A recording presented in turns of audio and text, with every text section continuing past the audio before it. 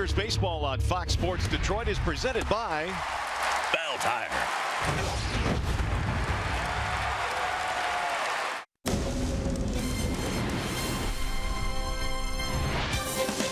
Well, the Tigers desperately need a win today, and here's the good news. They do some of their best work during the daytime. The Tigers are 20-16 in day games this year and hoping for some matinee magic here this afternoon. Welcome to Cleveland, Game 3 in this series featuring the Tigers and the Indians. Hi again, everyone, and welcome to Tigers Baseball. Mario and Pemba alongside Rod Allen. Glad to have you with us here for Game 3 in the series. Tigers, well, have not been able to get Games 1 or Game 2, but the Tigers have an opportunity here to salvage this road trip today. Well, they really do need to win this ball game today. They have not won a game in the state of Ohio. They dropped a couple of games in Cincinnati. They haven't won here in Cleveland as of yet. They just need to play a little bit better baseball. Yesterday, they kind of stubbed their toe in the very first inning, and you just can't do that against this Cleveland team. You talked about the fact they played well in the daytime. Well, they're going to need to play their best game to beat this Cleveland squad. All right, Matt Boyd is on the hill today for the Tigers. Pitched pretty well against his Indians team earlier this year. What does Matt have to do today to have success? Well, Matthew Boyd needs to throw a few more first pitch strikes. In his last couple of outings, for whatever reason, he hasn't attacked the strike zone the way that he was attacking the strike zone earlier in the season. As a matter of fact, he had a start against this Cleveland team right here in April. Yes, they were struggling as a team, but Matthew Boyd was on top of his game. He moves that fastball all around the strike zone. He has a really good slider. Maybe a few more fastballs by Matthew Boyd here today because they've seen him a couple of times. They've seen him 4 times in this ballpark. So maybe a few more fastballs and not as many sliders to get them off of that slider, and that will make it a much more better pitch for him. All right, a lot of landmines in this lineup for the Cleveland Indians. Howard Lindor at the top of the lineup, though. He's homered in the series a couple of times. This guy's legit. He's a special player, and he finished 5th in the MVP conversation last year in the American League. He's going to be in that conversation again. If it's not Ramirez getting it done for his team, it is Lindor that's beating up on the Tigers in this particular series. 3 for 7, 429. He's homered a couple of times. He's driven in bases, and that doesn't tell the whole story. Defensively, this guy is one of the best shortstop in our sport. That's a ball they didn't think they were going to turn 2 on, but they were able to turn 2. He's got range to his left. He's got range to his right. He comes in, he goes back, and not only that, he's a really good leader. So we'll have to watch him closely today. And he hits 375 against lefties. Oh, that's all? That's all. Right, we'll try and slow down Lindor today. Stay with us. Game 3 in the series coming up in a few minutes. After a short break, we'll go to the Coliseum Studios and check in with John Keating. Coming up in this one today, Jacoby Jones. He's been getting it done. A 9-game hitting streak for Jones. Stay with us. Tigers, Indians, coming up next.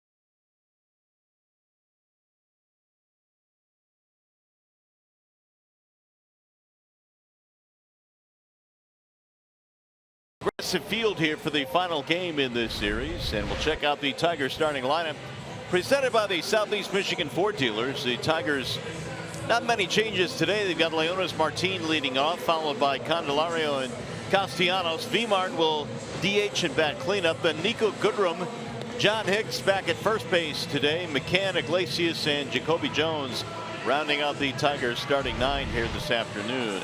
Adam Plutko is on the mound for the Tribe. He is presented by MGM Grand Detroit. And Tigers will be looking at another rookie here today in Adam Plutko. He checks in 3-1 with a 5.04 earned run average. In 25 innings, he's given up 8 home runs, so look for that today. Fastball probably tops out at 93. He also has a nice breaking ball and a changeup, part of his 3-pitch mix. Tim Hortons will sponsor the Cleveland Indians defensive alignment here today. In the outfield, they've got Brantley, Davis, Geyer. Davis and Brantley, Davis and Geyer get most of their starts against a left-handed pitching. Ramirez, Lindor, Kipnis, Alonso in the infield, and Yan Gomes catching his second game of the series. He caught on Friday night. By the way, if the Tigers are able to combine for 3 or more home runs in this game, bringing a copy of the box score to a participating Arby's location tomorrow, free small order of curly fries will be yours. Well, Mr. Plutko is 26 years old, a native of Dallas, Texas. Played his college ball at UCLA, and he'll go to work now against the Tigers here in the first. Martin, Candelario, and Castellanos. Tigers trying to salvage a win here this afternoon. They lost 2 in Cincy. They lost the first 2 here in Cleveland. It's strange as it seems. The Tigers would be 400 on the road trip if they were able to somehow win the game today. 500 on the road trip. Well, here is Leonis Martin now. The center fielder leads it off. And the first pitch is up top. 1 ball and no strikes. Martin in the series 0 for 6 and now trying to snap an 0 for 11 slump. The 1-0 pitch is on the edge. 1 ball and 1 strike on Martin. And one thing that we do know about this Tigers offense, as Martin usually goes, the offense goes. And when he's getting on base, that just provides other opportunities for Candelario and Nicholas Castellanos. High and away, 2-1 on Martin. Tigers just trying to get the offense going here. This has not been a good series for them offensively. They've been shut down in the first 2 games, batting .222 as a club here in this series. They've pretty much been shut down since they left Chicago. Pulled toward the right side and through. It's a base hit. Martinez on. Really good sign there. Leadoff single for the Tigers here in the first. Real patient at bat here, Bart Martin. Got himself a real nice fastball and ripped it right past Jason Kipnis. As a matter of fact, most of Martin's hits this year have been to the pull field. He's always a threat to run as well. He's got 7 steals. He's been caught 3 times, and quite frankly, that's the kind of game the Tigers are going to have to play here today if they're going to beat Cleveland. They've got to out-hustle them today. They've got to be aggressive. It was a very tough night for Candelario last night. He struck out 4 times, and Ron Gardenhire said before the game today didn't want to sit him down and let him stew about it for another day. So he threw him right back in there. First time Candelario has ever struck out 4 times in a game at any level. 1 ball and 1 strike. You have to like the fact that Gardenhire will get him right back out there, allow him to play today and come in and do some things that we know he's capable of doing. Candy's batting average now at .244. And Plutko misses outside. 2 balls and 1 strike. And we'll see if they go inside on Candy. That's what a lot of teams have taken the liberty of doing the last month or so. They've really pounded him hard inside with fastballs.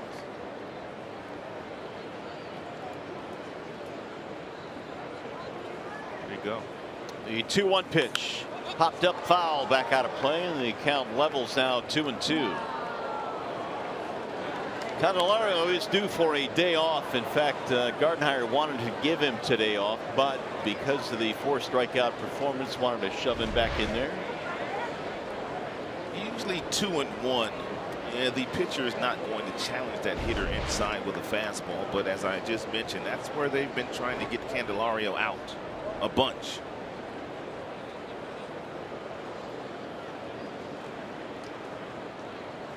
Runner bluffing, grounded foul down the first baseline, back toward the dugout.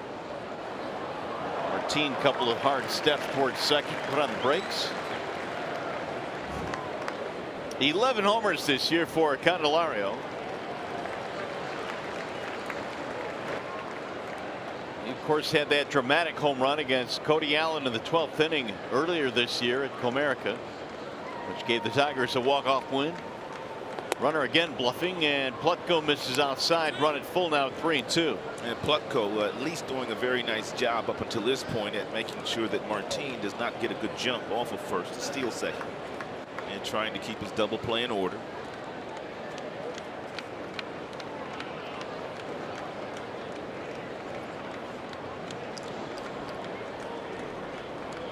Runner goes on 3-2, rolled toward first base.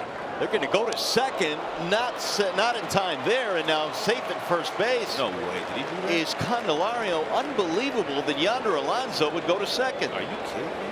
The Tigers have to capitalize on that mistake. I mean, all he has to do is touch the bag. What's he thinking? I mean, my goodness, Alonso. Oh, I don't think I've ever seen this. Oh, my goodness. Thank you, though. Thank you very much, as a matter of fact. Did Alonso realize he was running? And even so, you're one step from the bag. When I first saw him do that, or what I thought he was doing, I thought he had touched the bag, and he was just throwing the ball down to second base just to see if Martin would overrun second base, and maybe they could tag him out. I had no idea. Wow. He did not reach over and touch the bag. He could have just stepped 1 foot and touched the bag. Well, here is Castellanos now. Tigers trying to score first in this game. They've been given a break here. It'll go to fielder's choice, allowing Candelario to reach. Alonso is considered one of the better defensive first basemen in the game. Yeah, he just had a mental lapse there. No question about that. I'd be shocked if we ever see Alonso do that again. Good chance for Castellanos. Swing and a miss.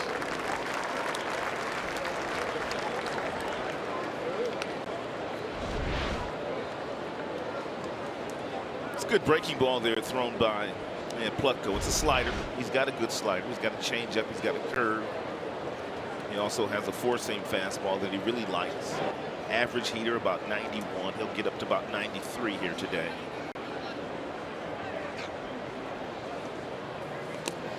Nick thought about offering it that, did not, and now it's 2-1.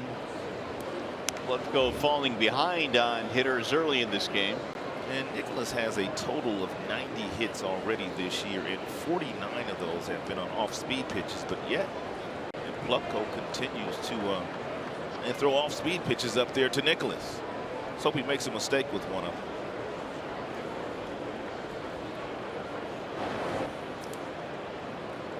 Now the 2-1. Lifted in the air toward the right field line and slicing into the glove of Brandon Guyer, who makes a nice running play. Runners have to hold, one gone. Long run for Guyer.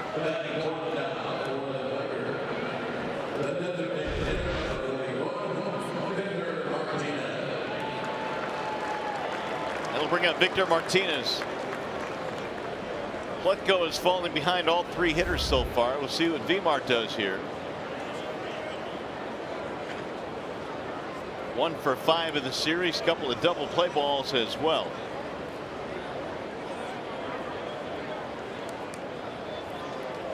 And Ramirez playing slightly off the third baseline there, and the reason why he's not over further towards shortstop with Victor up the way they usually play him, excuse me, is Martin would steal third base if he got over too far towards shortstop.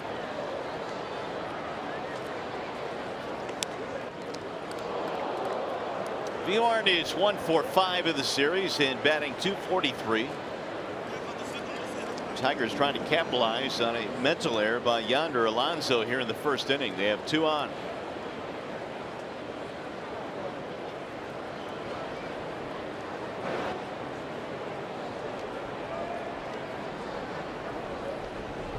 Here's Plutko's 0-1. Driven in the air toward left field. That ball hit pretty good. Still going back. Brantley going to the wall. He'll run it down, and the throw comes back into second base. Demark gave that ball a ride, but Brantley able to chase it down. Yeah, Brantley did a nice job. He knew he was going to catch that ball, so he just kind of coasted to get back there. He knew that Martini was going to tag up and get to third base. But what he did is that Candelario on first base wasn't sure whether he was going to catch it or not, so he couldn't get back to tag, so he's still on first base. Tigers are now 0 for 10 with runners in scoring position in the series. Kind of hard to win, partner, when you can't get a knock with a runner in scoring position. Well, maybe Nico can deliver here with 2 outs. And the splits against and Plutko on the mound heavily weighed toward the left-handed batter. The lefty's hitting pretty hard, usually.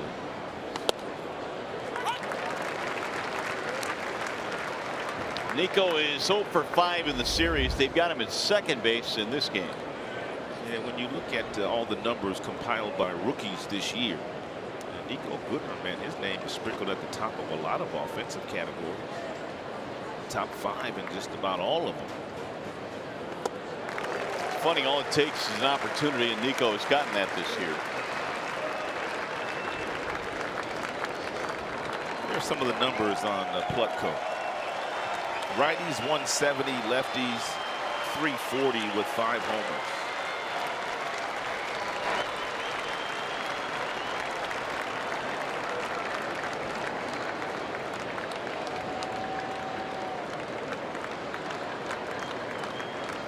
Nico waiting on the 0-2.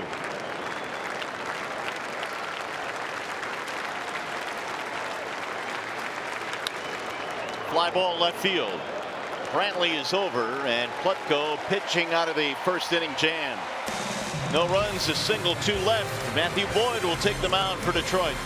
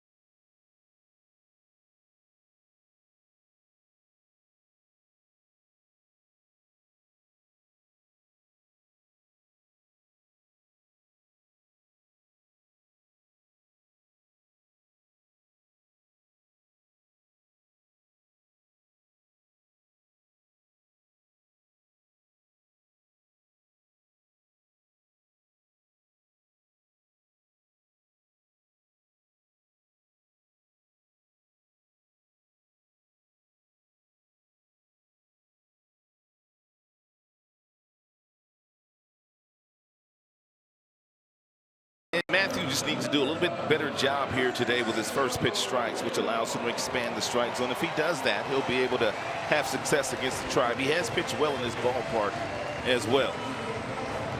Starting lineup for the Indians presented by the Metro Detroit Chevy dealers. Lindor, Brantley, Ramirez in the top 3 spots. Encarnacion DHing this afternoon. Geyer and Alonso in the bottom 3 of Gomes, Kipnis, and Rajay Davis rounding it out. So Boyd climbs on top of the hill now to face the Indians, and it'll be Francisco Lindor. He's had a nice series, couple of homers. Yeah, he's done some of his best work this year against left-handed pitching as well. The batting average is way up, but his power numbers for the most part come from the left side.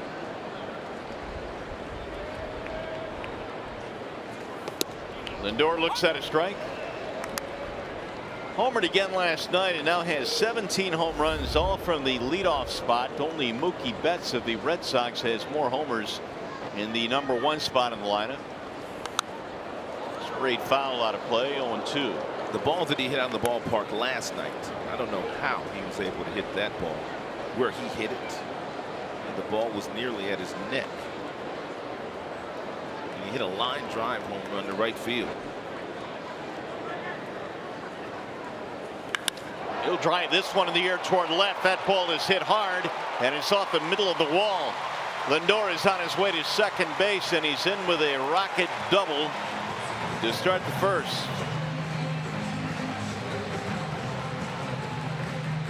He fell behind, but he got Boyd. And there's a breaking ball at 80 miles an hour, and it's absolutely ripped. And by the very talented Francisco Lindor. He's got a really nice, quiet swing, and he nearly hit that one out of here off the out-of-town scoreboard in left field. 24 doubles now for Lindor this year. Early scoring chance now for the Tribe. Here is Michael Brantley.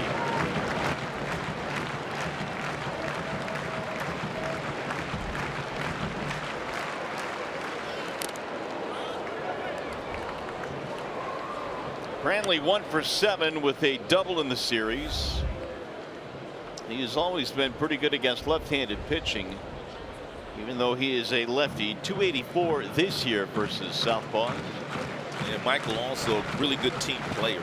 He'll be trying to hit something from the right side of the infield and to get Lindor over to third. 0-2. He understands the importance of that first run scored here today.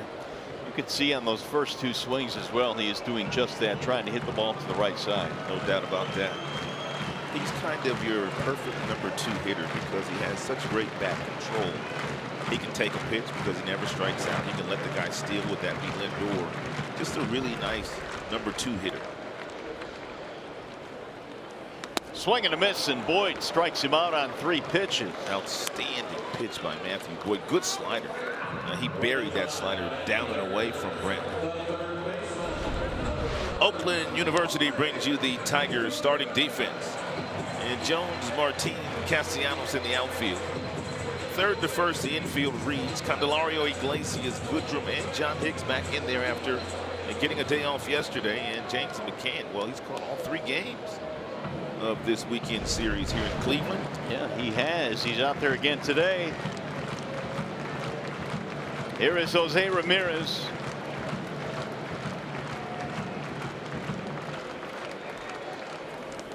They decided, the Tigers said they were going to manually slow him down in the first game. They walked him 4 times. Right.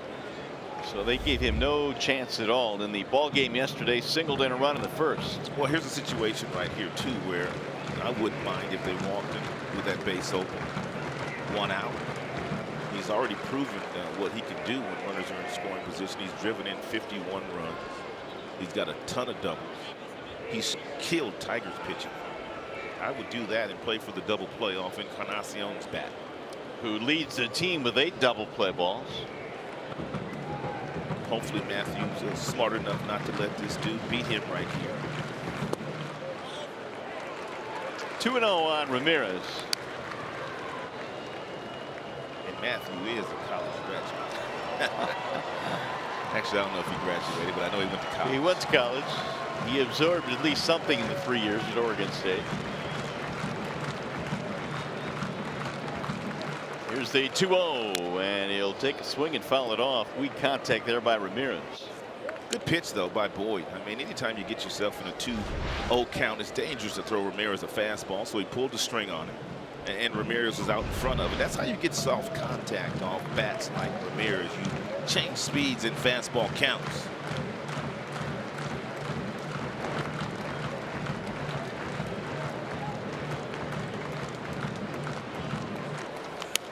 Fouled away now, 2-2.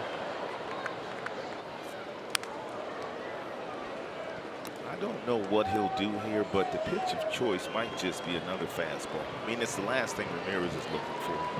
We've already seen him take a couple of third called strikes on fastballs in the series. But if you decide to throw a breaking ball, man, you just have to make sure you locate. We'll see what they decide.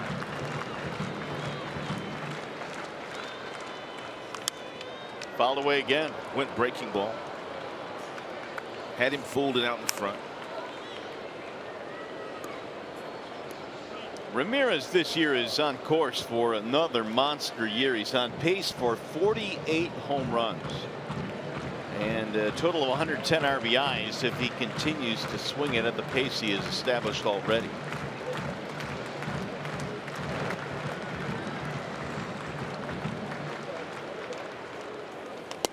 Just outside. Ramirez thought about offering 3-2.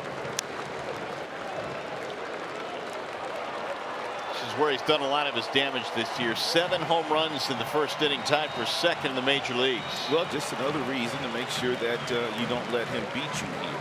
It's not the end of the world if he trots down to first base and he occupies first.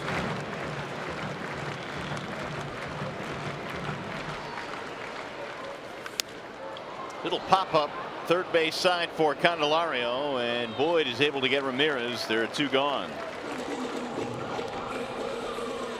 It'll bring us to the Bernstein advantage with Encarnacion coming to the plate, and he has not had a whole lot of success against Boyd, who's had the advantage.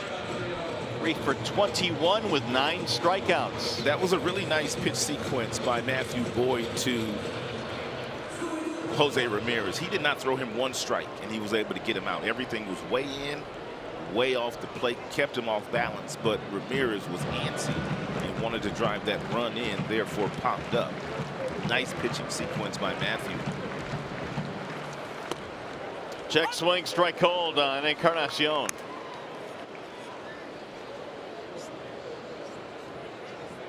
Pretty good series. 3 out of 9, 4 RBIs, including a homer.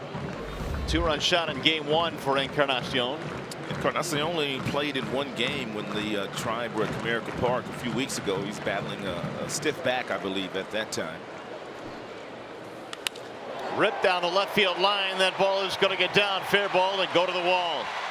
Lindor will score. Encarnacion hustling to second, diving in with a double. 2-out, 2-base hit to give the Indians a 1-0 lead.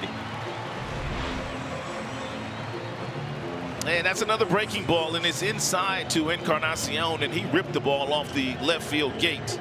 Jacoby Jones in left field, very athletic, also has a really nice throwing arm.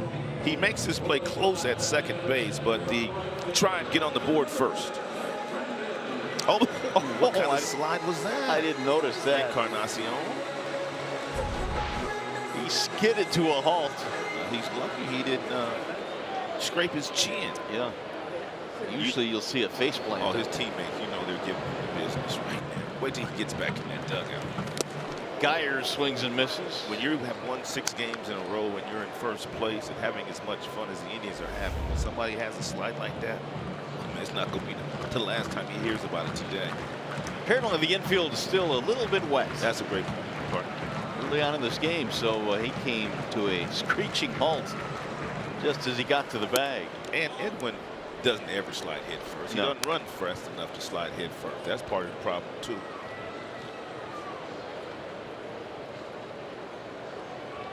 Geyer, the starter in right field in this game.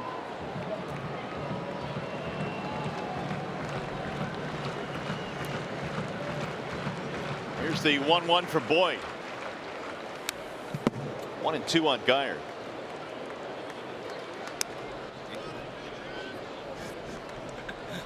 I guess he came in hot. He might have that taped off tomorrow when he gets to the ballpark. Yes, indeed. His chest is probably, look at him shaking his head. My chest hurts. Here's the 1-2. Swing and a miss. He went up top. Geyer strikes out to end the inning. Indians get a run on the 2 outs, double by Encarnacion. It's 1-0 Tribe.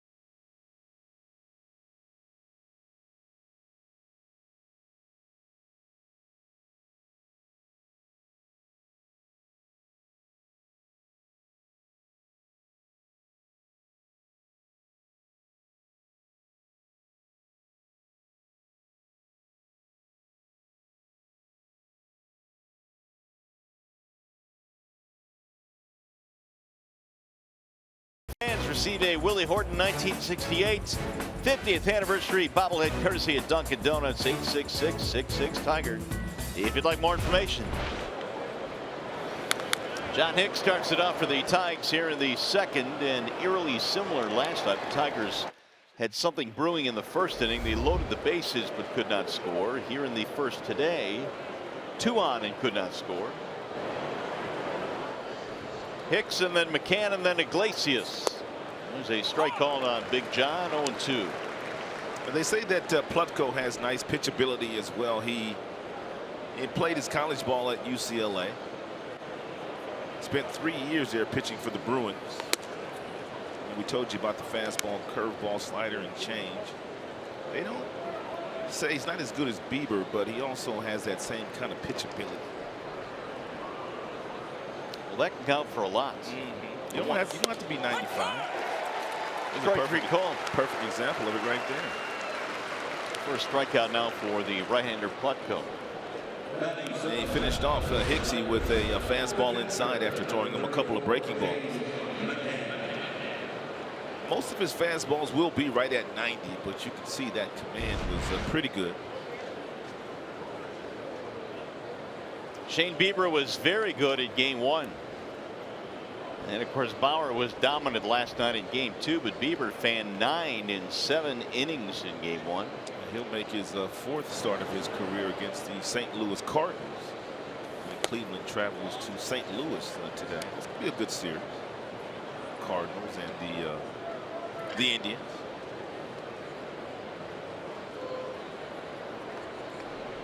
Here's the 1-0 pitch. Can shoots it foul back out of play. Plutko was at UCLA at the same time as Garrett Cole and of course Trevor Bauer, his current teammate. They were all on the same staff in 2011. And strangely though, they did not win the College World Series when those 3 guys pitched together, but they won it after those 2 guys left and Plutko pitched them to the College World Series. Yeah, that was 2013. So the 2 big horses had gone when they won. McCann is on 4-3. He was also named the most outstanding pitcher at the College World Series that year.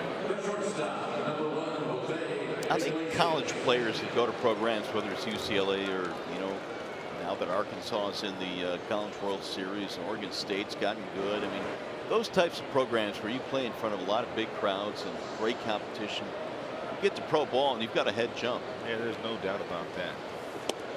I know there's a lot of general managers out there, man, and farm directors and scouting directors that would always look at the really good schools, the Floridas, the LSUs, the Alabamas, the UCLAs, and Stanford. When they find good players there, they pretty much know they're going to get a good big league player, especially if it's a high round draft choice. Usually you don't miss on those guys when they come from those programs. Bieber was a 4th rounder. Plutko was an 11th rounder. Bouncing ball to short. Lindor on the charge, and Iglesias is out, and that'll end the inning. 1-2-3 they go. Yonder Alonso will lead things off for the Tribe.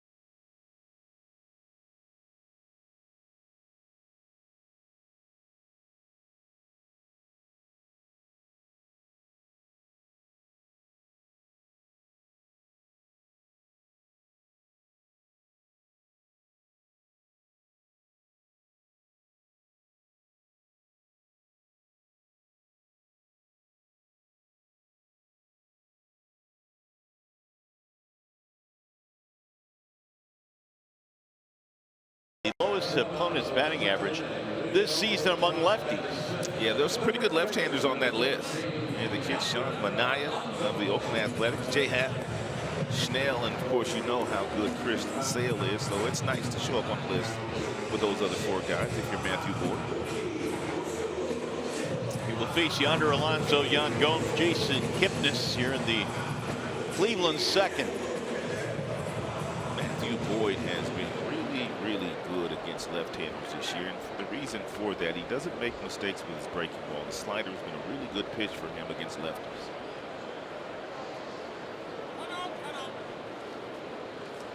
Boyd this year has thrown that slider at about 33%.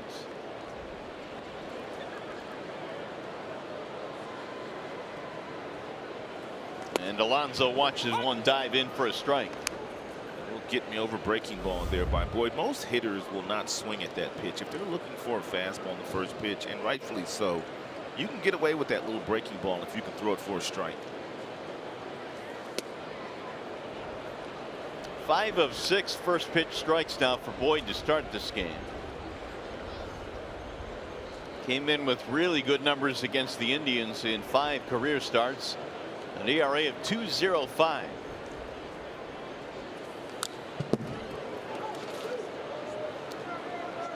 One and 2 on Alonso. Yonder came into this game leading All-American League first baseman in RBIs with 43.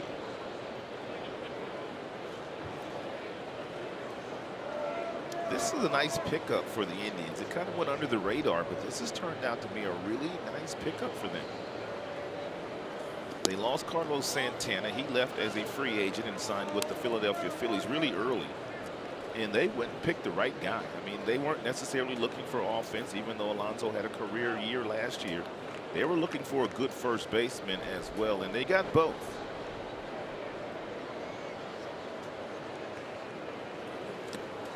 That'll get away, and Alonso going to try and beat this out. McCann should have time. His throw is in time for the out. Had Alonso taken off initially after he swung, he knew he missed it.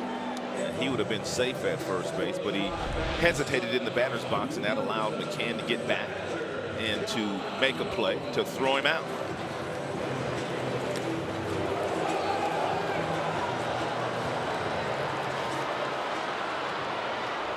Boyd has his 3rd strikeout of the game. Here's Yan Gomes. Gomes back behind the plate in this one. Perez caught last night for the Indians. And Boyd starts him off with a strike, 0-1. Yan Gomes is much better against lefties than righties. His batting average is .328 against lefties. You can see his overall numbers just .249. So he does his best work against southpaws. Line drive to right center, base hit. Gomes on with a 1-out single.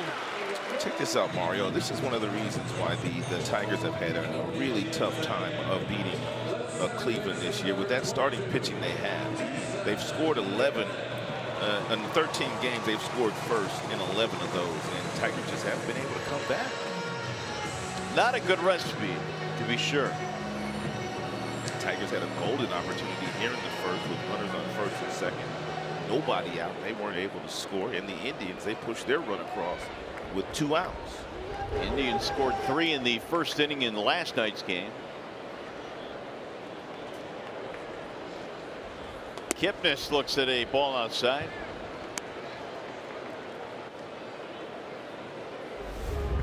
Tigers started the road trip sweeping 3 from the White Sox in Chicago. It's amazing how the ebb and flow of the game sometimes can derail you. The Tigers then had an off day and then lost 2 games in Cincinnati. Now, we're not blaming it on the off day, but still, I mean, Yeah, you are. Yeah, you are. Just kidding. I mean, it's part of it, I guess. No, we talked about it when we got back in Cincinnati after the day off. I mean, the guys didn't really want a day off. They were rolling. Haven't won a game since. Here's the 2-0. As a matter of fact, they haven't won a game in the state of Ohio this year. They haven't won a game here. And they dropped 2 in Cincinnati. Well, the Tigers, in a quirk of the schedule, had 2 off days in 1 week. And just days apart, actually. And starting what 20 games in a row now. 20 in a row. Going to the All-Star break.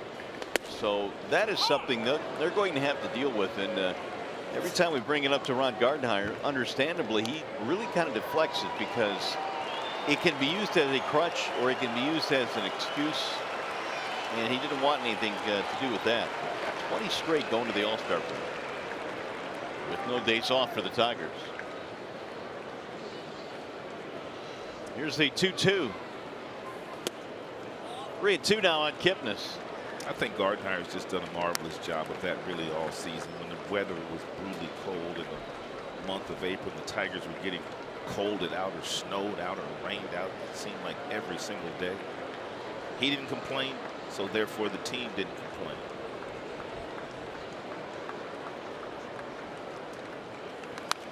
Kipnis fouls it away.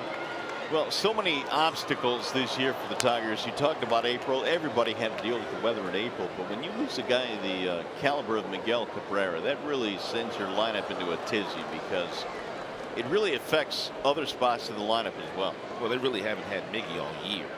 I mean, really since he fell in Chicago, one of the first road trips of the season. And for me, he really wasn't right after that when he took that tumble in Chicago. Yeah, that was tough to watch. Because he had worked so hard to get himself in great shape during the course of spring training. He started the season swinging the bat very well after having a great spring. And then all of a sudden, that little tumble just kind of seemed to derail him. And he spent a couple of stints on the disabled list and finally now they lost him for the year. Well, they've had Liriano on the DL. They've had Zim on the DL. Norris lost for the year. Cabrera lost for the year. It's unusual for Matthew Boyd to lose a left-hander. That is usually not the case. That is only the third walk this season for Matthew Boyd against a left-handed batter. Just 3. And Kipnis has had 3 walks in the last 2 days. Now Rajay Davis.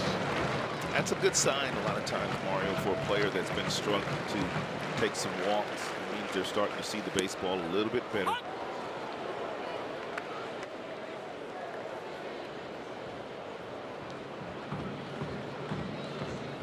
Davis only 125 this year with men in scoring position. Indians lead 1-0, looking for more here in the second. Sprayed foul back out of play. Tigers have some good arms in their outfield.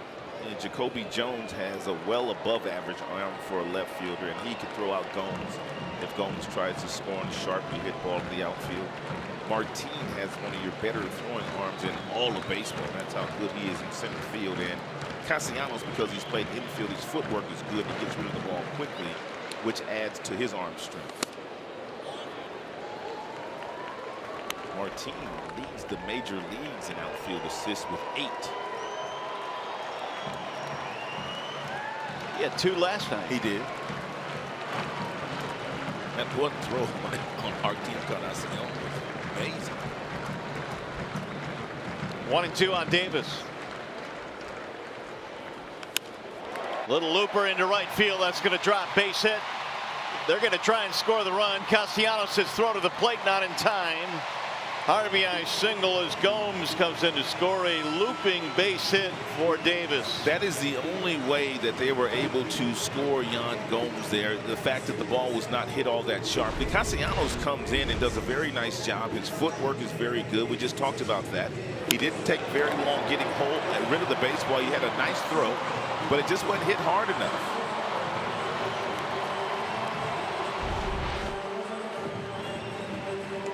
Now they turn the lineup over back to the top. It'll be Lindor. And now you also have to concern yourself with Rajay Davis over at first base, who's already swiped 15 this year and is not afraid to steal a base against a left-handed pitcher. He's a bona fide thief. Lindor doubled in the first and scored. Runner stopped. He was on the move. It's popped up. Middle of the infield, shading his eyes. Who wants it? It's Iglesias. Does Nico got sunglasses on? It looked like Goodrum was going to try and make the play, but Iglesias bailed him out. And Iglesias better put his on. It's big out there of Lindor. Well, they better get Nico some sunglasses right now. matter of fact, I'd go get some if I was Nico. There he is. That was almost disastrous. Yeah, yeah. I don't know why he didn't have him on to begin with.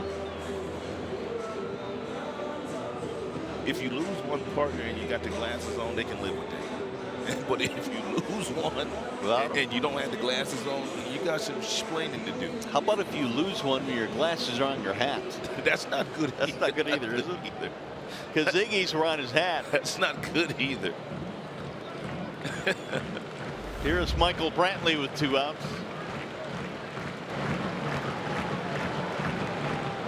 Brantley struck out against Boyd in the first inning.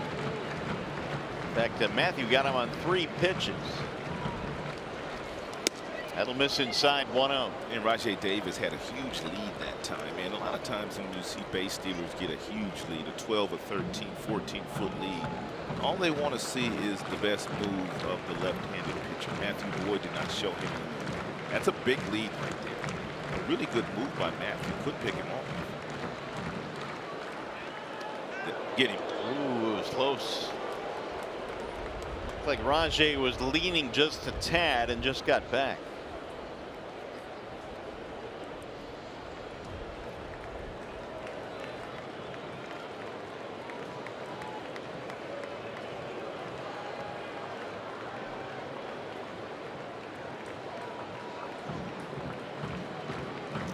Foot lead right now for Davis.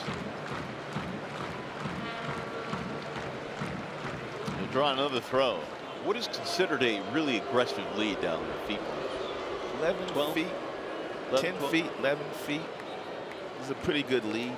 It's kind of distance where you don't want to draw too much attention to yourself.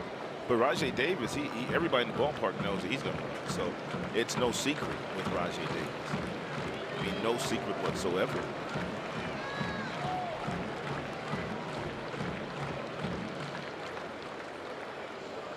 And again, he dives back into the bag. Rajay is really good at this. I mean, he takes that little stutter step because he's going to run. He wants to run, but then he sees the slide step. See, he already knows something in Matthew's delivery which tells him when he's going to use the conventional leg kick when he pulls it up. So the next time he pulls it up, Rajay probably going to be running.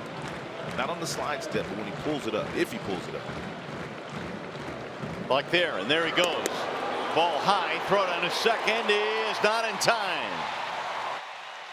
One hopper by McCann, but right on the bag, and Davis swipes another. Every time it was a slide step over to first base, Rajay Davis simply got back. But as soon as Matthew Boyd picked the leg up, Rajay Davis already knows something in Matthew Boyd's delivery, which told him he could simply run. And that's what makes him so good, Mario. He's just a great base stealer. He has been since he's been in the big leagues, really.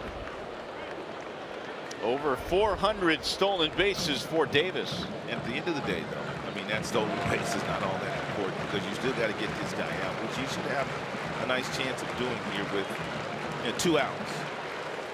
Brantley lines one to left, a base hit. 1 run scores. Davis rounding third. He will score.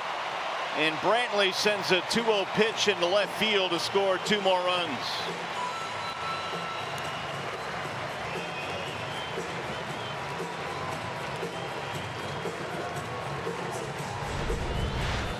After the stolen base by Rajay Davis, that is a breaking ball at 81 that is off the plate. But Michael Brantley's already driven in 50 runs, so he doesn't mind expanding the strike zone to drive in the run. And that's exactly what he did. The Indians are the only team that have 5 players with 40 or more RBIs. And 2 of those have 50. Here is Ramirez, and he'll look at a strike 0-1.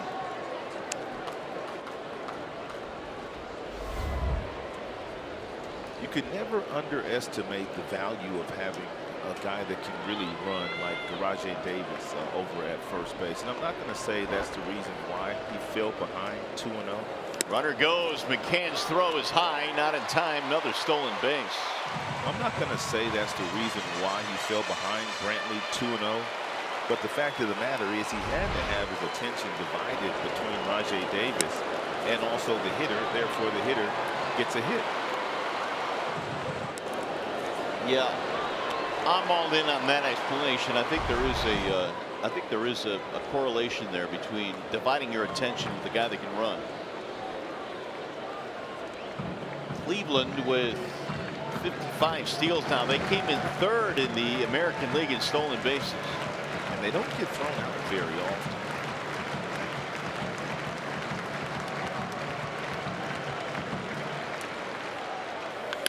Ground ball, base hit left field. Let's hit. They try and score another run. They're going to hold him at third. Jones will fire it in. And a single for Ramirez. Matthew Boyd has had 4 starts in this ballpark against the Tribe, and he has pitched very well in this ballpark. He's given up more runs here today than he has in those 4 starts.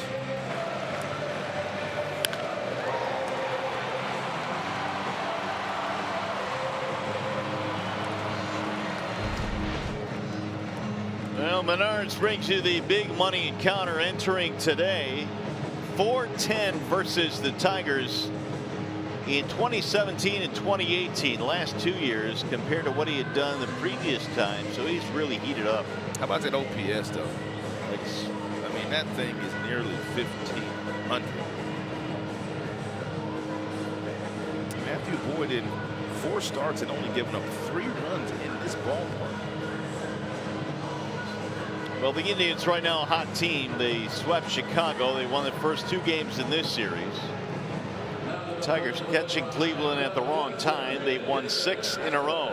It's just like the Tigers caught Cleveland at the wrong time last August when they were in the midst of winning 22 in a row. But the Tigers weren't the only team that caught Cleveland at that time. Lindor got it going with a double and scored in the first. Encarnacion now with runners at first and third. He has knocked one into the game. Breaking ball bends in for a strike. 0-1. 5 RBIs in the series now for Encarnacion.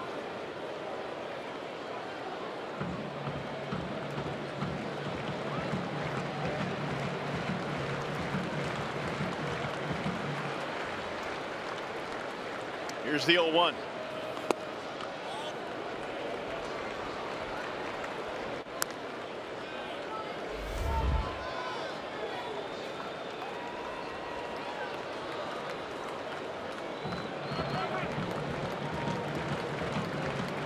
Boyd here in April went 7, allowing 3 hits and 1 run. It was back on April 10th. And there is some activity in the Tigers bullpen. This is the 28th pitch of the inning coming now for Boyd. So Artie Lewicki will begin to warm up as he did in the first inning last night when Liriano was throwing 40 first inning pitches.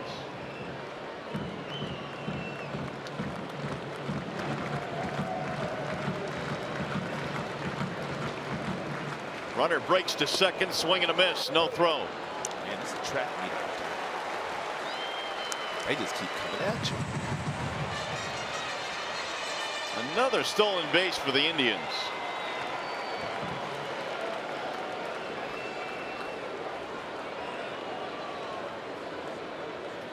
Two in scoring position now, 1-2 the count.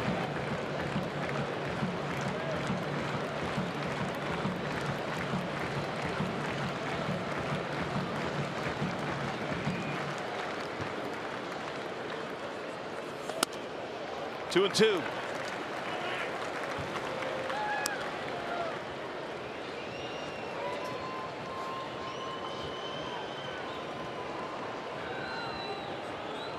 Three stolen bases in this inning. Opponents 11 for 12 this year against Boyd. Here's the 2-2. That's unusual. I mean, usually you don't see teams have that much success against a left-handed pitcher. I mean, lefties have the advantage with the move. I mean, righties don't. They don't really pick off that many guys, but it's unusual for a left-hander to yield that many stolen bases with that kind of success rate.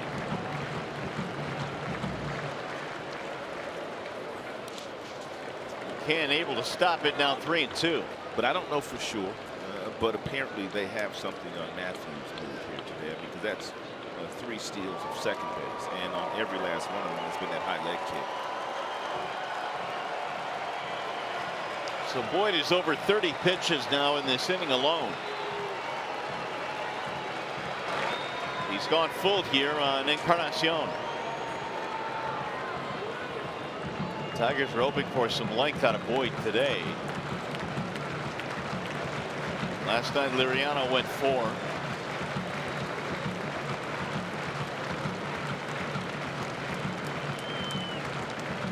Here's the 3-2.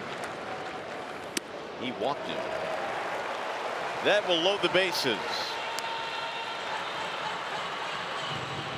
And that'll bring up the 9th man to bat in the inning. Boyd now has walked a pair here in the second.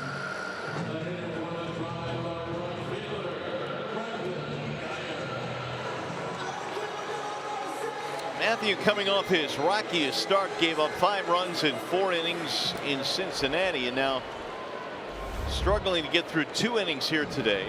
Geyer will stand in. Yeah, the Indians have already hit 5 grand slams this year as a team. Yeah, and Geyer has one of them against the Tigers. It was back in Detroit. He hit that one on Liriano. 360 with the bases loaded for Geyer.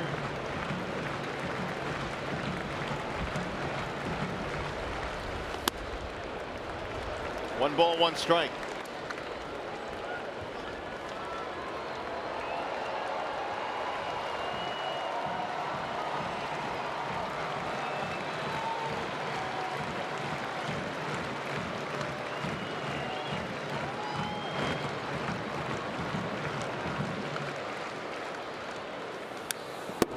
One and 2 now on Geyer. There has just been nothing easy about the outs that Matthew has gotten here today. I mean, every last guy that steps in that batter's box has just found himself in a nice friendly count. They're battling today against Boyd. And that's why the pitch count right now is at 54 here in the second. 1 and 2. Swing and a miss. He struck him out, and Geyer fans for the second time. They sent 9 men to the plate, scored 3 times. Jones will get it started for the Tigers.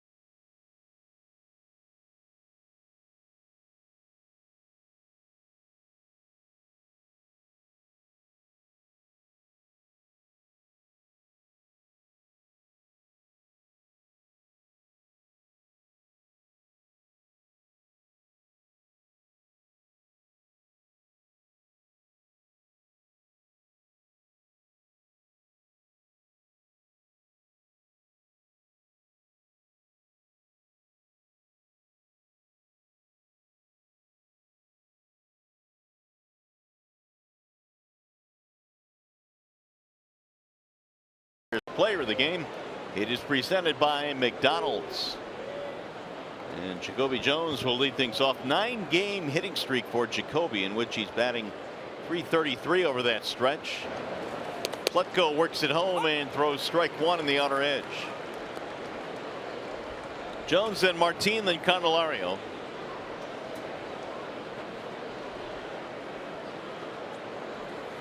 And Jacoby looks at a ball outside, 1-1.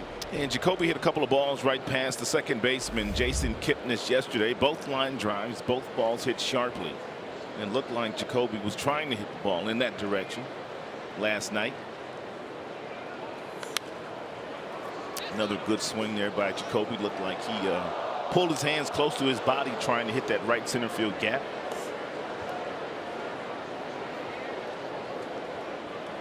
Jones 2 hits, a steal last night, 3-4-7 in this series.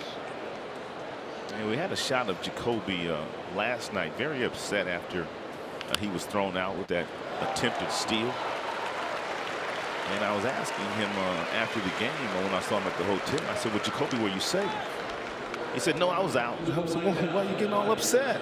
He said, "Well, I just get like that." Upset that he didn't make it. I thought he was upset they didn't look at the replay. Yeah. Yeah, look at him. See, he's a little fiery guy. He kind of like that, though. Look at him. He like that, though. Here is Leones Martin. Martin singled in the first inning. As long as he doesn't punch any walls. Yeah. How about the dude in Strickland? Strickland, is that his name? Strickland, yeah. Man. Hunter Strickland. Yeah, he's something, man. He's the same guy that smoked Harper. Right. You know, when Buster Posey stood there and let him go after 2 years, he was still on that home runs. Harper hit off of him like in 2013 or something. That's holding out of some baggage. Jeez. Man, oh man. 1 ball and 1 strike on Martin. Yeah, he's I don't know. Some guys are like that, though. He's a good pitcher, though. Got a good arm.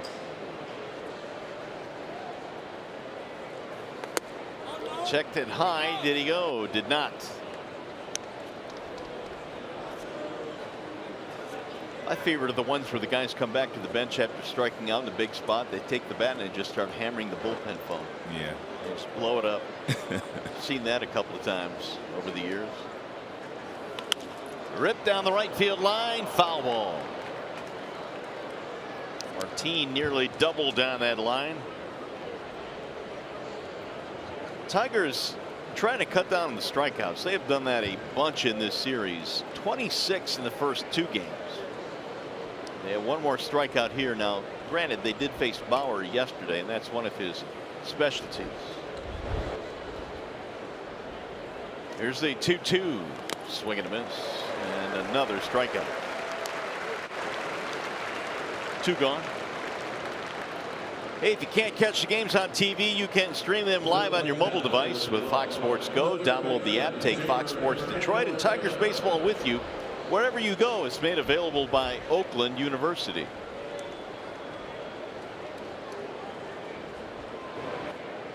Here's Candelario.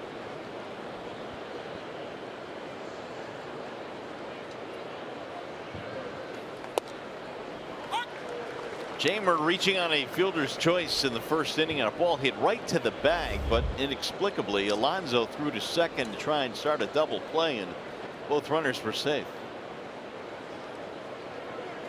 I don't know for sure if it's 100%, but the start a couple of days ago by the youngster Jason Beaver, and then you watch this guy here, Plutko, go today. When Gomes usually puts that sign down, they usually shake that head yes and throw whatever he puts down. I mean, I guess that's the case. You've got 2 rookies. And Gomes, of course, knows the Tigers hitters. He's been in the big leagues for a number of years. Known as a good catcher. Good leadership skills. Not being shaken off at all. Pulled foul. And that bodes well for a rookie pitcher because you take all the guesswork out of it for him. You just allow him to do what he does best.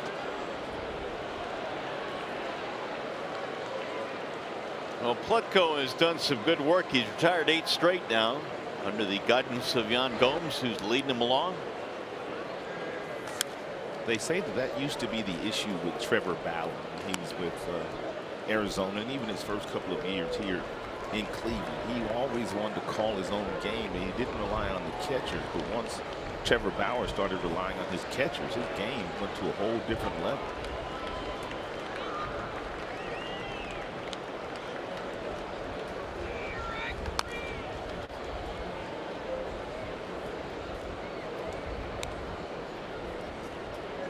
Two and two.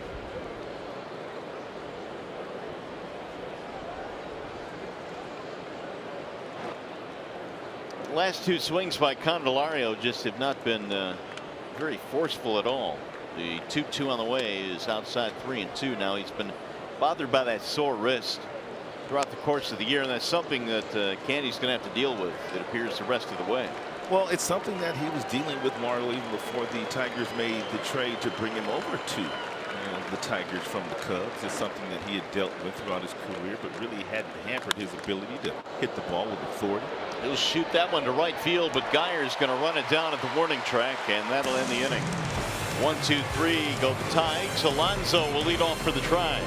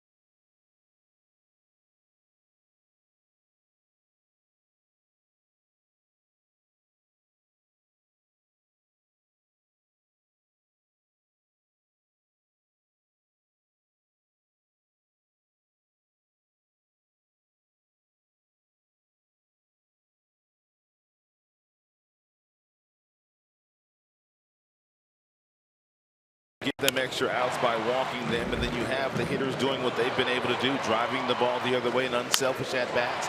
That was Brantley. You saw Davis do it as well. They also stole 3 bases in the frame. It's a very talented team, man, and they have kind of done a very nice job against the Tigers in the last 2 years. The Tigers have just not been able to match the intensity that the Cleveland Indians has thrown at them. Yonder Alonso will get it going here in the bottom of the 3rd, and a wave and a miss. First pitch strikes have not been a problem for Boyd. He's been getting ahead. He's 12 of 15 now. Not at all. The same thing was the case last night for Liriano. Even in that one inning where he kind of blew up, he was ahead of just about everybody in the inning too. I will say this, and we talked about the amount of the usage for the slider of Matthew Boyd. It's about 33% these days, and if we know that, then you know the Indians know that as well. And 4 of the 6 hits that Matthew has given up today have been on the slider.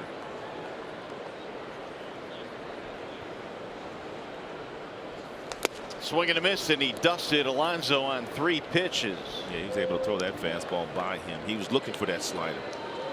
Time for a game break now. Here is John Keating.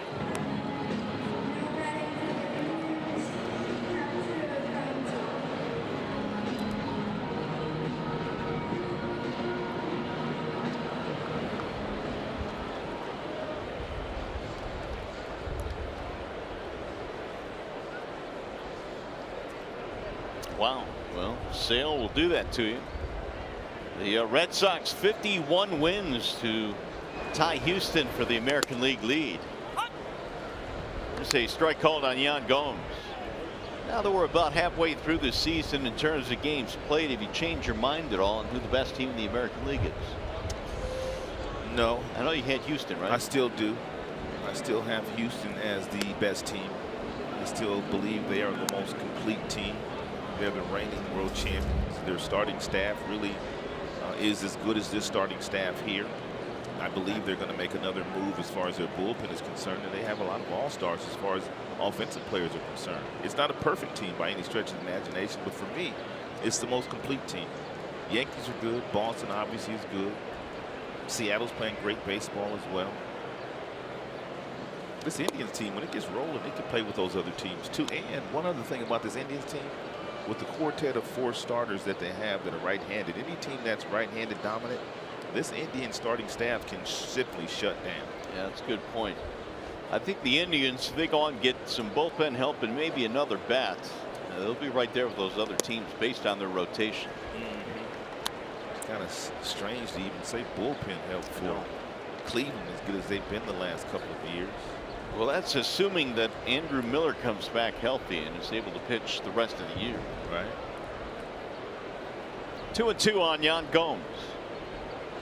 Who do you favor in the American League? Who's the team you think is the team to beat? Well, you know, when they're healthy, I really like Boston. I like their rotation, the back end of their bullpen. But I think I'm with you. I think top to bottom, Houston is the best team. The only thing I think about teams that are coming off World Series championship, how hard it is to win it 2 straight years. Right. And that's the only thing I've got that bothers me about Houston. But on paper and on the field, probably the best team.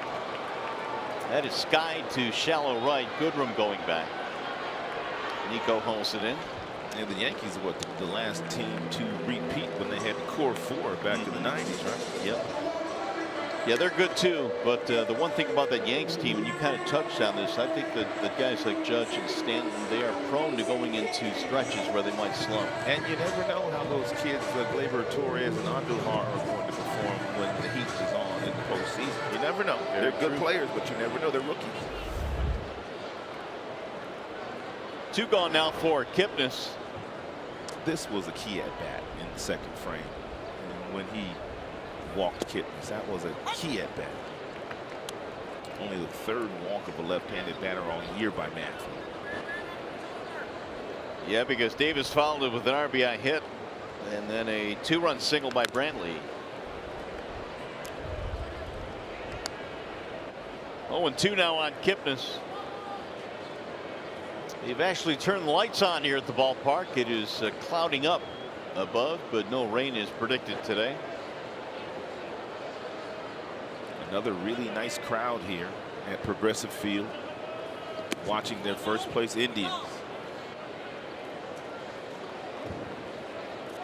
Of course, not that Tigers fans really care, even the fans of Michigan care, but the big question here for fans in Cleveland is, where's LeBron going to play next year? It is. And that is the #1 question. Here's the 1-2. Just off the plate. 2-2 now on Kipnis. I know Matt Shepard don't care. And why do you say that? I brought up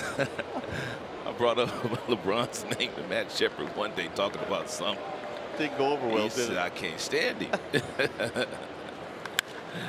High drive in the air to center field on his horses. Martin going to the warning track to the wall to make the catch. 1-2-3 inning. Tigers baseball presented by Bell Tire.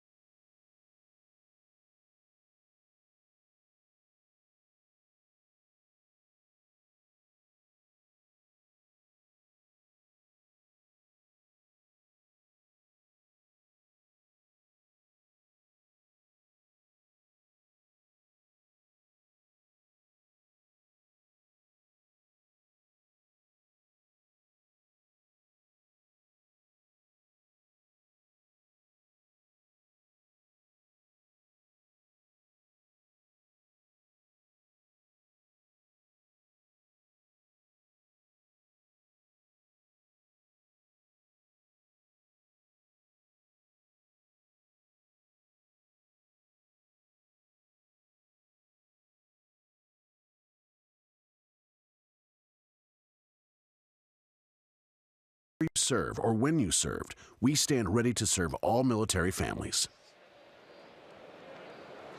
Tigers batting here in the fourth inning in Cleveland, down 4-0, trying to avoid the sweep at the hands of the Indians. 3, 4, and 5 coming up. It'll be Nicholas Castellanos to lead it off.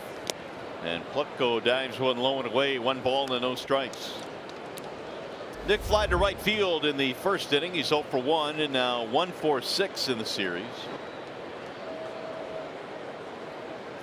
9 straight retired by the Indians right-hander. Driven toward the gap in left center. That'll get down. It's extra bases. Castellanos on his way to second, and he will pull in with a double.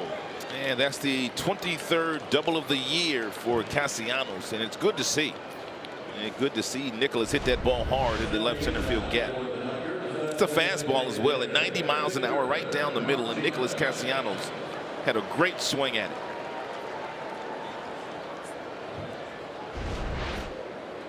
Well, one number the Tigers have to turn around is the batting average men in scoring position. In this series, they are 0 for 11 with runners in scoring position. Vmart flying to left field back in the first, 0 for 1.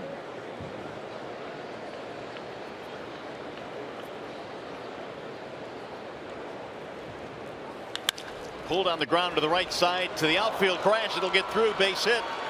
They're going to stop Castellanos at third base, and even though Kipnis was way out there, he couldn't flag it down. Yeah, I thought Keating was going to make that. That he was going to make that play. He probably should have made that play, to be perfectly honest with you. We'll rule that a base hit. First and third now with nobody out. That's the main reason why he was playing 15 to 20 feet in the outfield grass, to make that play right there. That's the play you got to cut off. He's kicking himself too. He knows he had it. He's looking at the glove now. Well, typically, isn't that the first thing you do when you make an error?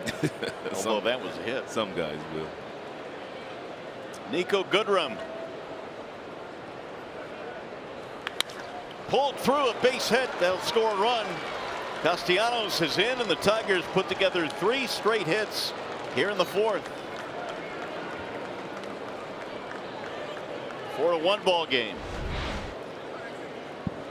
And first pitch fastball thrown by Plutko, and with a runner on second base, that ball ripped right through the hole between first and second. And he plates one. Tigers in business here with John Hicks. Nobody out. Runners on first and second. Tigers get their first 2 hits with men in scoring position in the series. Hicks sends a ground ball to short. They'll shuttle to second, 1 relay, double play. A 6-4-3, 2 gone. Man, good pitch. And for Plutko, and knowing that Hicks is a really good fastball hitter, and he's up there looking for a fastball, he threw him an off-speed pitch, and he got out in front of it, hit it right to Lindor, and he was able to turn it over, hit that ball right off the end of the bat. As a matter of fact, he broke his bat.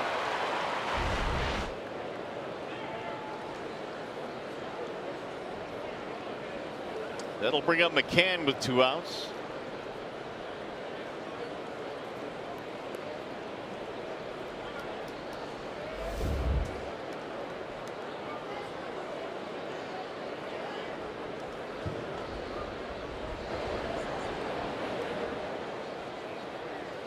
And McCann looks at ball 1. Tigers bounced into 2 double plays in the first game. They've got another one here in game 3. Yeah, Victor bounced into both of those, didn't he? He did.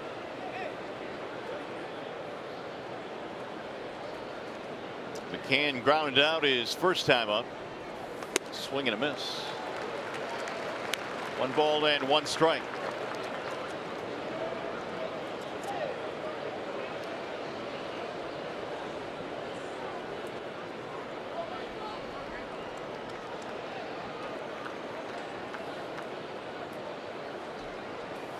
Max shoots one to center, base hit. That is a 2-out knock to drive in a run.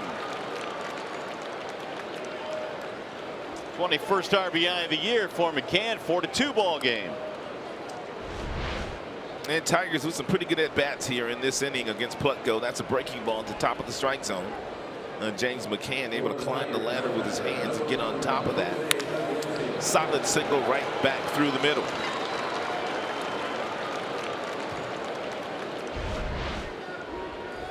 Here's Iglesias. RBIs for Goodrum and McCann.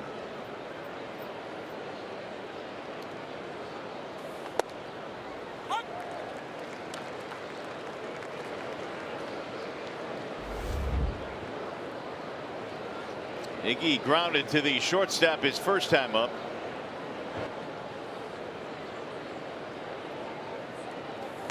Up and in, back him out of there.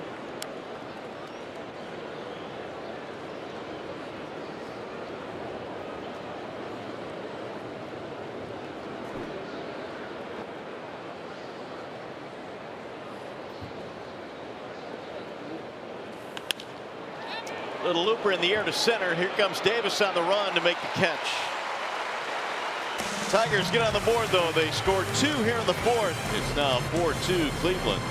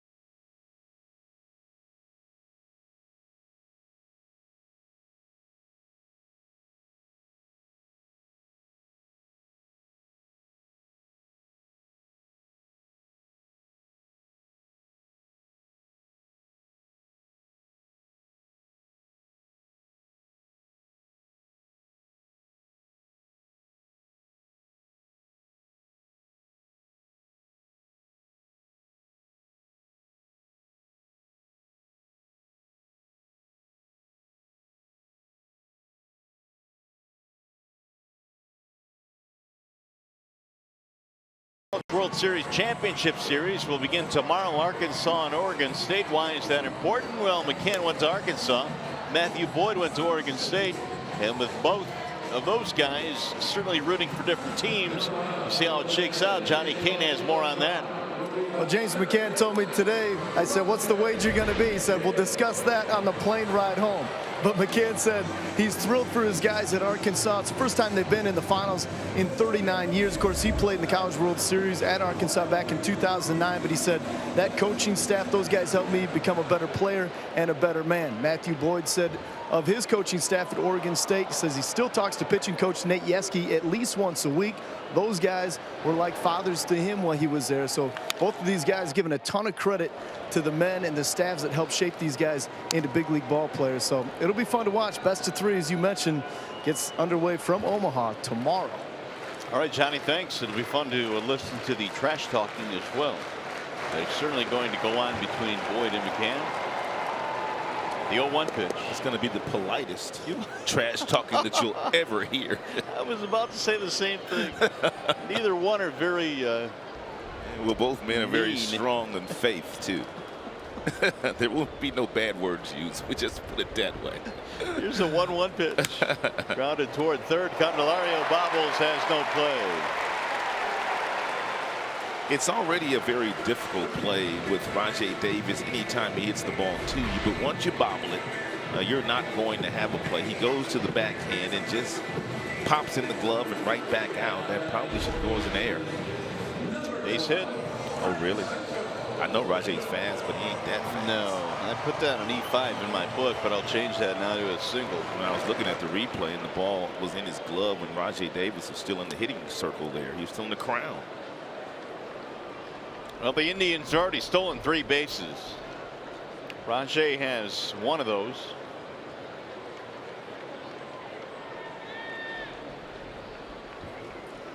Lindor looks at a strike 0-1. And James McCann, just to tie a bow on his collegiate career, he said that after he got to college, he wasn't allowed to call his own pitches his freshman year, but his sophomore and junior year, he was able to call his own pitches, which is unusual for college kids. Usually the college coach controls the entire game. I mean, everything about the game, the coach kind of controls. But James said that it helped him get ready for professional baseball, that the coach allowed him to call his own games in college. Didn't Alex Avila call his own games? Yeah, Alex said he was able to call his own games at Alabama as a freshman. 0-2 on Lindor.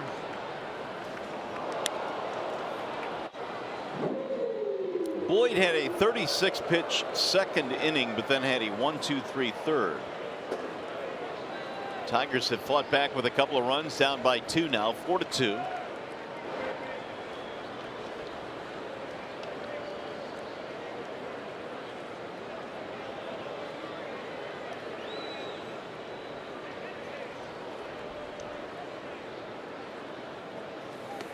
Up and in. Lindor doubles scored in the first inning. Back in the month of May, had a 15-game streak.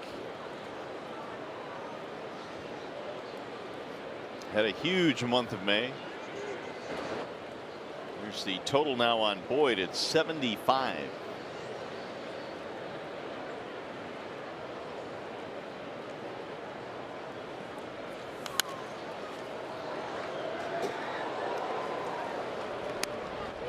Brantley waiting on deck.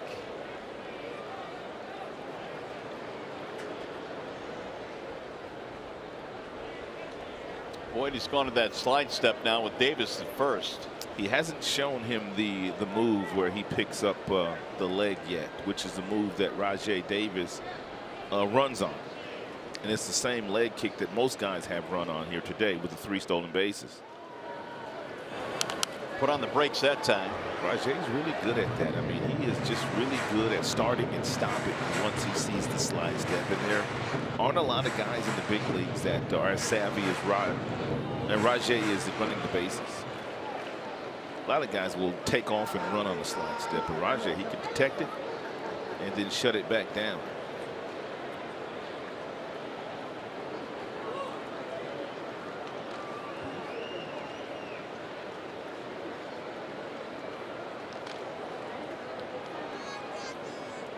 How much do you think the slide step affects a pitcher's delivery, velocity, whatever? I've always thought that it did, but most pitching coaches will tell you that it really doesn't. I mean, I've always liked the guys that get to the more unconventional spot with the leg and get it up. They allow the arm to catch up. It just seems like you get more velocity that way. But the slide step seems like you're just sliding everything toward home plate, and you're not going to have as much velocity. Runner goes on the slide step, and it's fouled back. And Rajay just got impatient. So he said, I'm just going to run now. More action in the Tigers bullpen now. Lewicki is up for the second time in this game. Rajay with 16 steals this season. He's only been caught 3 times, and he doesn't even play every day. Doesn't play every day, yet 16 steals.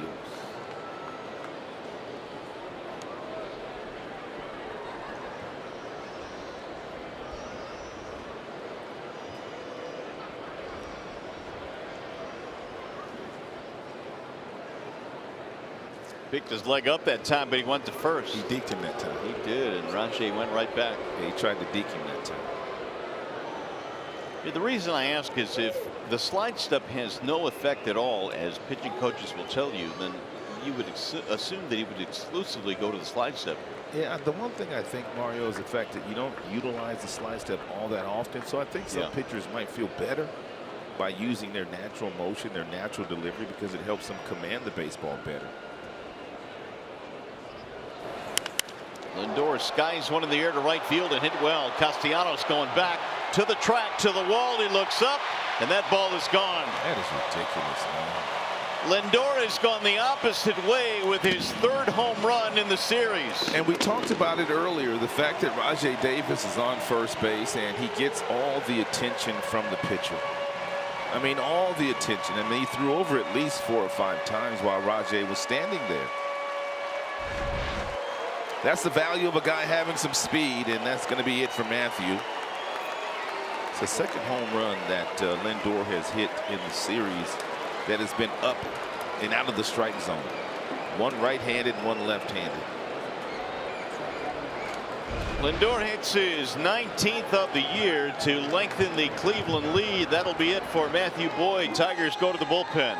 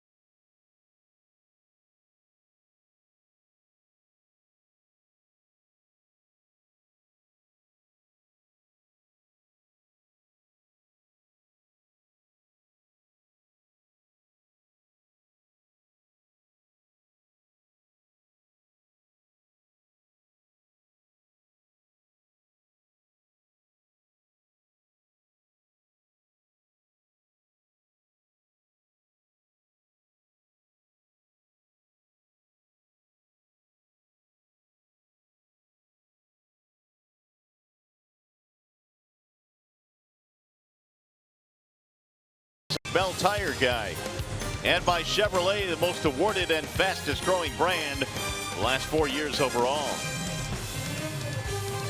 Back here in Cleveland, where the Indians have gotten those 2 runs back they gave up in the last half inning. 6-2 is our score now. The home run by Lindor, and here are the final numbers on Matthew Boyd. Matthew Boyd was 16 of 19 in first pitch strikes and gave up 8 hits in the game, and of the 8 hits he gave up, he was only behind in the count on one of those guys. So he was able to get ahead today, but he just was not able to somehow come up with the out pitch or the strikeout pitch to prevent them from doing the kind of damage they did today against him. So Lindor's had another big day, double and a homer, and now Artie Lewicki comes in the Wallside Windows pitching change. Artie just called up a couple of days ago. He's been up and down a couple different times this year at the big league level. Pitching in his 9th contest. He's starting down in the minors, and which means they're going to need him to go 3-4 innings today. That Tigers bullpen on this road trip, man, has been used a lot. Really have. They've not gone deep into games with the exception of Fulmer in his start. That was in Cincinnati.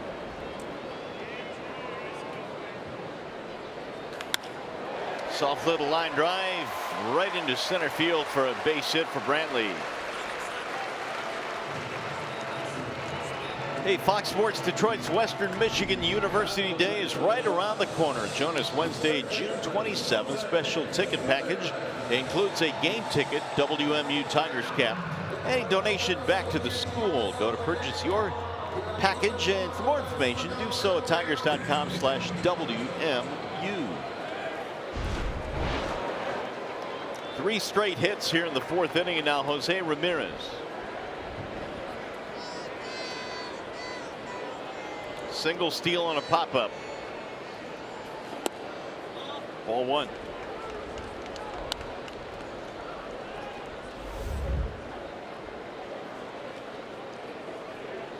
Lewicki was warming up in the first inning last night, but fortunately Liriano got it straightened out after that 40-pitch inning.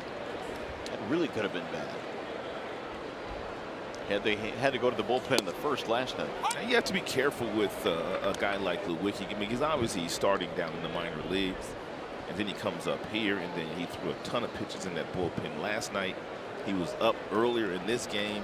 Then he got up again. They loosen up. Now he's in the game. So, I mean, you really have to. And I know they do. I know Ricky Anderson in that bullpen, the bullpen coach counts the amounts of pitches that they throw. But that's something that the fans don't understand. They don't know exactly how many throws these pitchers are throwing on a daily basis. It's like some managers, if they get a guy up 3 times, he's coming in the game, or they're not going to use him at all. Yeah. Lewicki again back to first base. Already made his major league debut against the Royals last September. He had 14 wins in the minor leagues last year.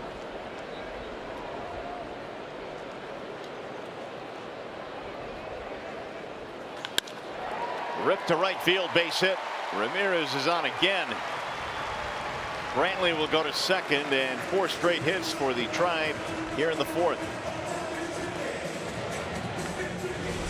I don't know what it is about this Tribe team, Mario, when they play in this ballpark, but their numbers up and down, just about every man from an offensive standpoint is way better than the numbers that they post on the road. An awesome team in this ballpark. It's almost like they have a different level of confidence here. Yeah, they really do. I mean, you look back to the All-Star break of 2017, and they've got the best record in baseball, 54-21.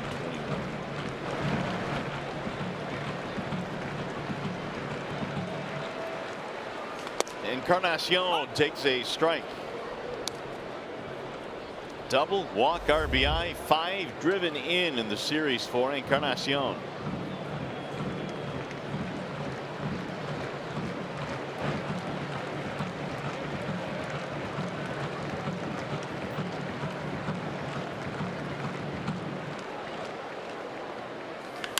Chopper third base side. Candy has it, goes to second, 1. There's a double play.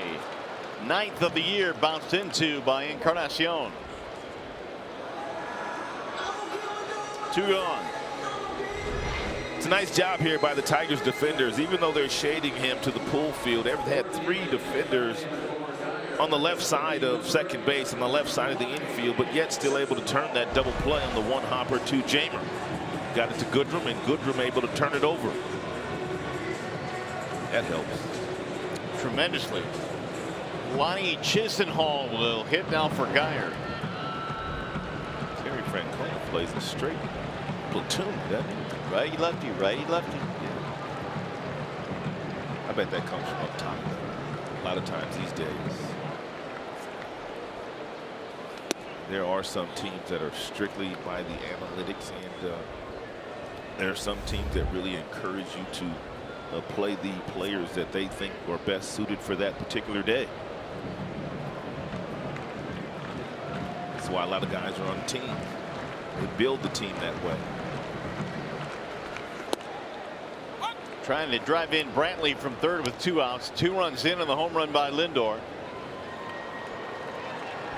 Lewicki comes on to relieve Boyd here in the 4th. Arnie's going to have to stay out there for a couple of innings.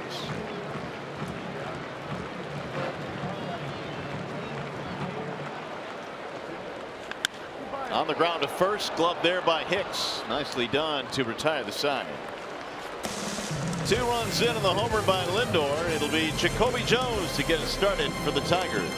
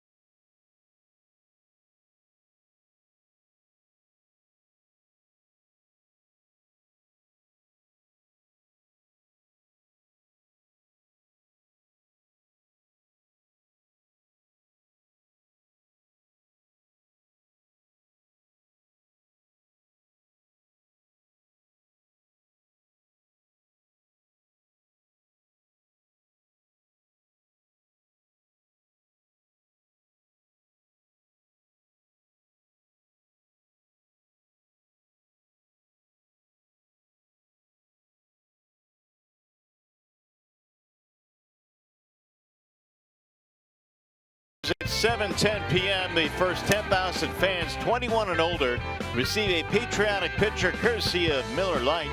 Stay after the game for the fireworks show. For tickets, go to tigers.com. Jacoby Jones will start things off here in the fifth. It'll be Jones, then Martin Candelario to follow. Strike one on Jacoby. Chisenhall will stay in the game in right field.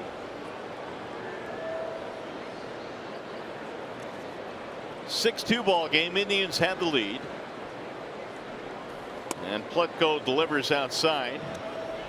We got Jones to tap back to the mound in his last at bat. It's never easy to pitch at this level, but it sure makes it a lot more comfortable when you're rookies like Bieber and Plutko, when you've got huge leads. And Bieber the other day pitched with a huge lead most of the game.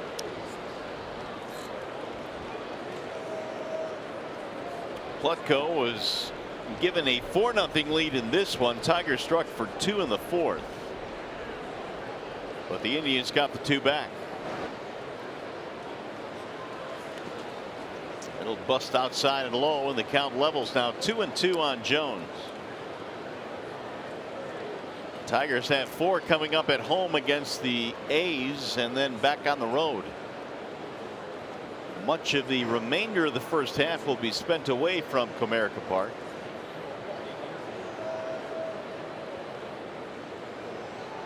Here's the 2-2. Got him on the outside corner. Strike 3. Jones disagreed. 1 gone, and we say hi to Johnny Kane.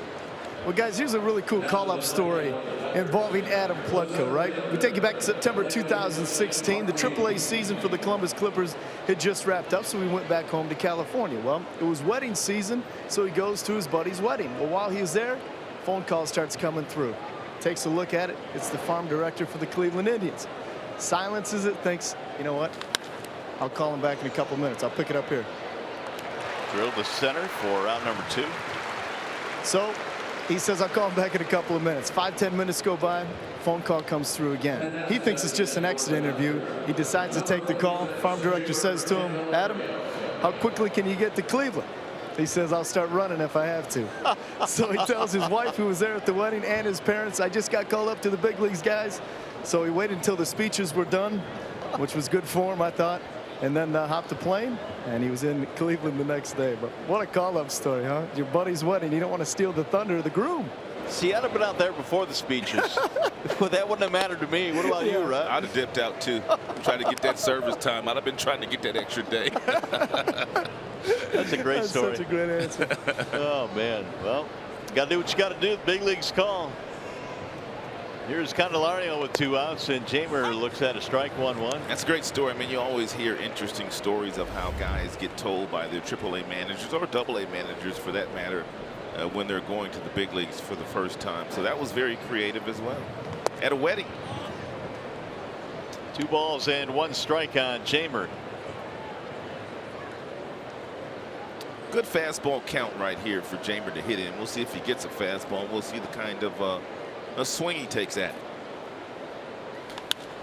Popped up. Yeah, tardy on that.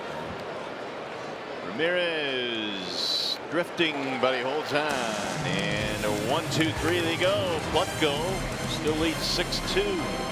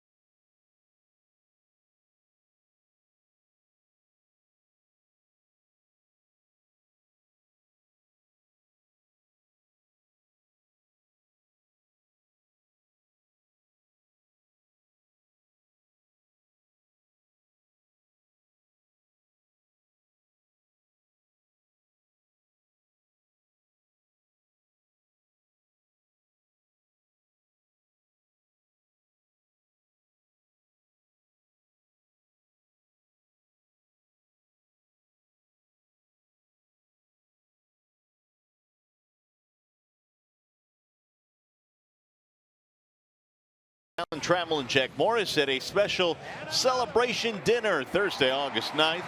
It's at the Motor City Casino Hotel. Special ticket packages include a private meet and greet, commemorative gift, and more. If you'd like tickets, go to tigers.com/HOF dinner. And both of those guys have got huge smiles on their faces. And why wouldn't they? Tremendous honor, both going into the Hall of Fame. And Trammell had a brilliant 20-year career with the Tigers. And, of course, Jack, man, he was in the 80s. There was no better pitcher for that entire decade than Jack Morris. Yonder Alonso leads it off in the Indians' 5th, and he pulls one foul. Right back into the Tiger dugout. Watching the MLB channel this morning on television before I came to the ballpark, and they were showing the tweet that Yonder sent out after he hit his grand slam a couple of days ago. His young son at home was watching the game at the time. And they showed the entire thing, and it's after he hit the home run, man, his son was just so happy, so fired up. It was great. He's put a charge into this one as well. Not deep enough, though, as Jones goes to the base of the wall to make the catch. And, of course, Yonder tweeted out, this is what it's all about. His little youngster. Well, Alonso's grand slam was hit a ton into the seating area in right center field. So the youngster, I'm sure, got a great thrill on that. One away now, and here's Yan Gomes.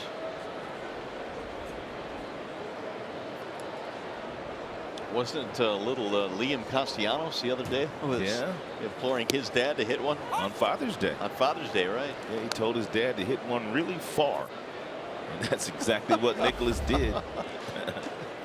Not specific, just hit it far. Yeah. Gomes now with one out. Single pop up for Yan.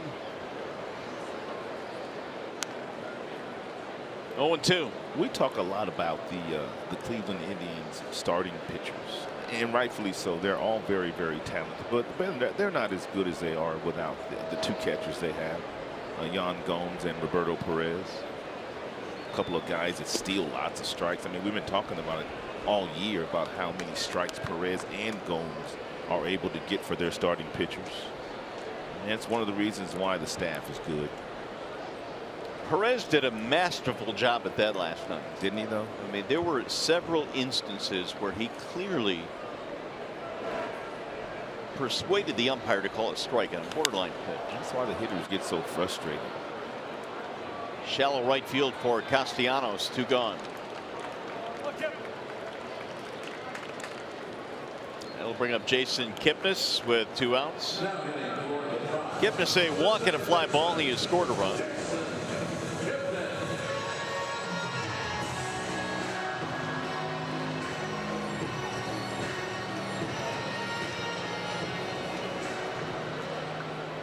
Lewicki's done a nice job. He came on in the 4th inning, got a big double play, and now he's retired 2 here in the 5th.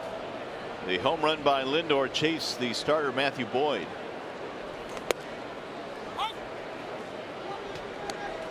Ten hits for the Tribe in this game, 5 for the Tigers.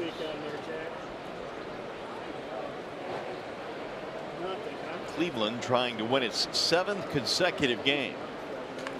There's a drive to left center, base hit. 2-out single for Kipnis.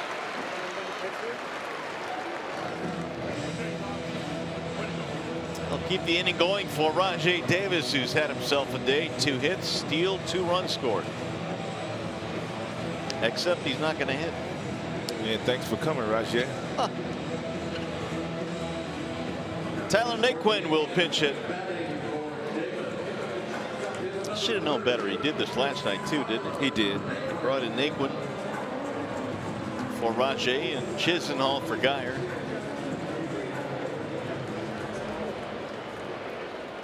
Thanks for coming. And 2 hits. Stole a bag, scored a couple of runs. Take the rest of the day off.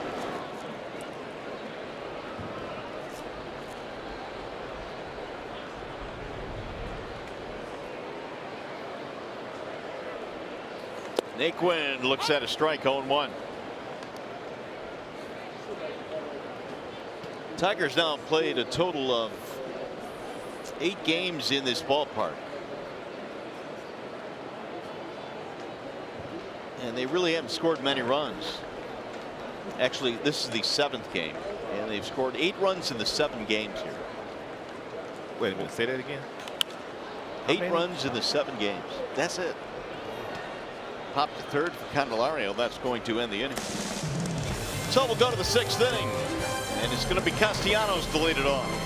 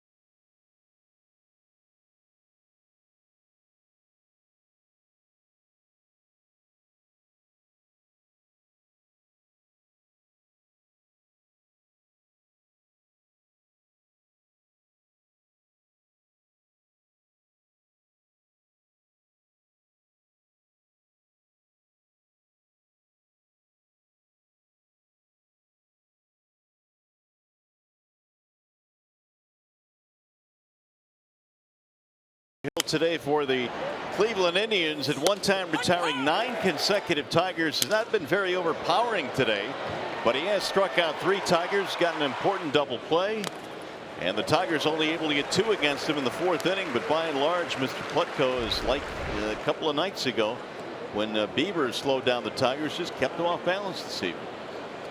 He's shown some really nice pitchability as a rookie. Tyler Naquin will stay in the game and play center field. And there's a strike called on Castellanos as we get it going here in the 6th. Nicholas and then Martinez and Goodrum. And Nicholas, he doubled his last time up the lead off the 4th inning, and he came around to score. He hit a fastball at about 90 miles an hour from Adam Plutko. 6-2. The Indians have the lead here. Castellanos got it started in the 4th with a double. The Indians gave up 2 runs in that 4th inning to the Tigers, and the Nick double got them rolling. That's in the air to right field, coming toward the corner. Chisenhall runs out of room.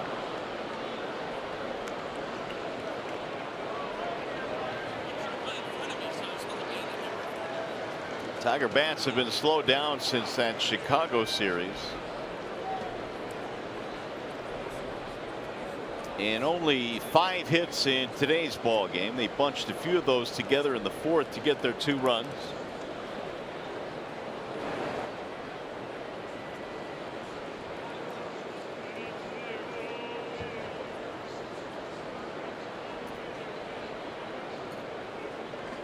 Here's the 1-2. Cute foul.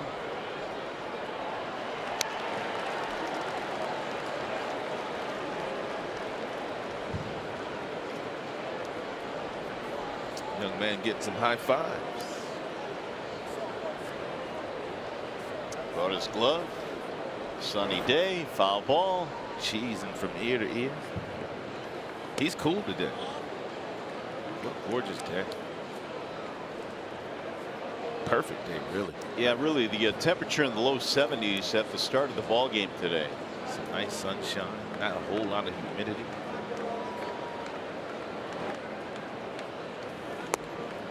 Missed it outside. 3-2 now on Castellanos.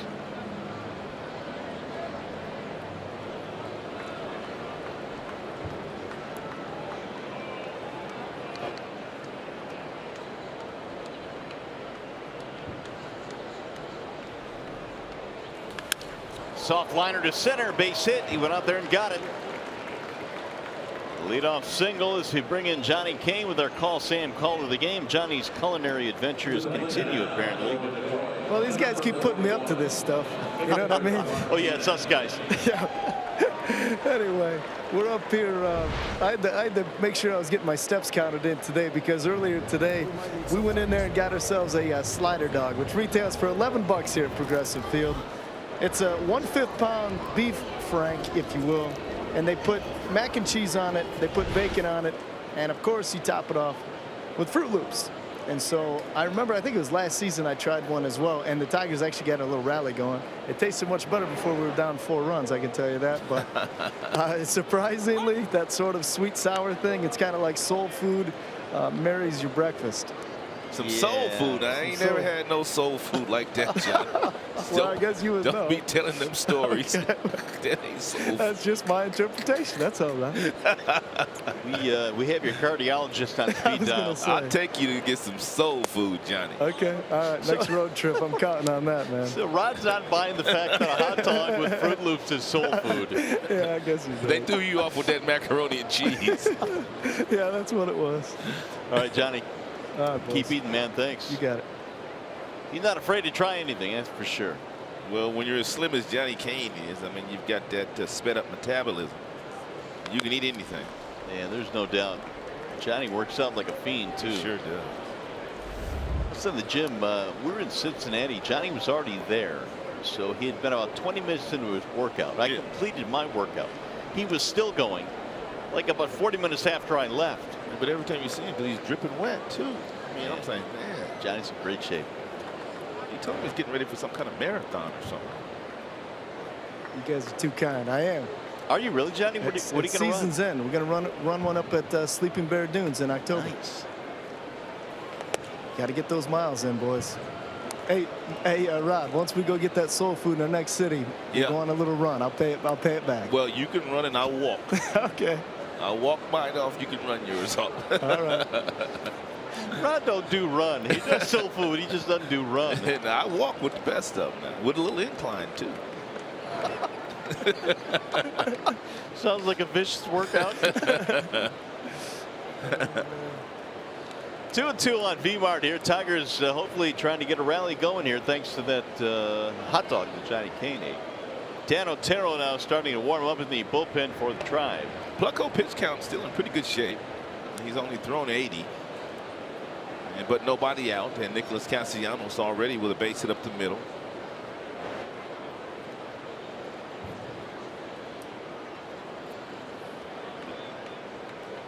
Here's the 2-2, and Victor shoots one in the air to left field, and it's going to be caught on the run there by Brantley.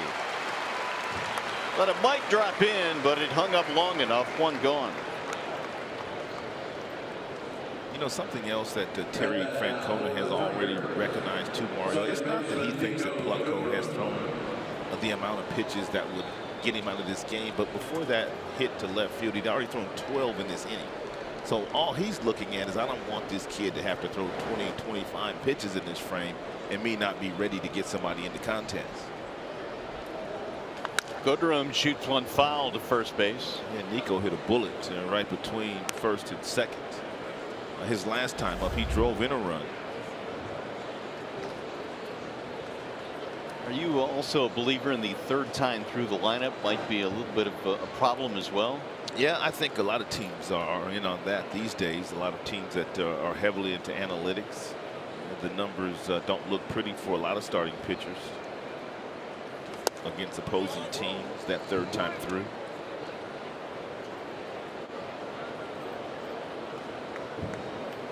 One ball and one strike on Goodrum, who singled to get the Tigers on the board in the fourth inning. RBI hit.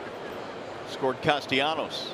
However, I don't think that Francona kind of buys into that because they've had so many starting pitchers go 7 innings this year. So I know a lot of times in the 7th inning, they're still looking at the 3rd time through the batting order. So this staff is different. I mean, they got a lot of guys that throw over 100 pitches. They throw shutouts.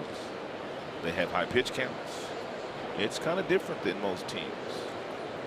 318 the 3rd time through against Plutko. Bouncing ball to second. Kipnis fires to Lindor for 1. Relay not in time. Now with Nico speed. That was nearly a double play, and it's not to turn a double play like that, but Kipnis did a marvelous job. I mean, once he grabbed that ball, his feed to the shortstop Lindor was so firm, and Lindor able to grab it, and then with a very strong arm, make this close at first base. Anybody else, maybe only a handful of guys on the Tigers team able to beat it out. Nico with those long strides. You know something else Nico does well, and we pointed this out before, Mario. He's not one of those guys that lunges for the bag. Somewhere along the line, somebody has ingrained in Nico, run through the base. That's one of those plays, if you lunge for it, your leg might still be in the air when that ball gets in the first baseman's glove. All right, now when you played, how many times when you were smelling a hit did you lunge for the bag? Very seldom. Really? Because a lot of times, I mean, I didn't get a lot of infield singles. Yeah. And I just knew that I was going to run through the bag. I mean, it's just something that I had a knack of not doing. I'm not sure that I did it every single time, but I did know that I felt like I could just run through the bag. It just seems to me like human nature would tell your mind and your body just lunge for that thing. Yeah, we see it a lot. John Hicks 0 for 2, strikeout, double play ball. Up and in, that'll bend him out of the way. Plutko now at 88 pitches. He's pitching today on 7 days rest. His last outing was in relief. It was on May 16th.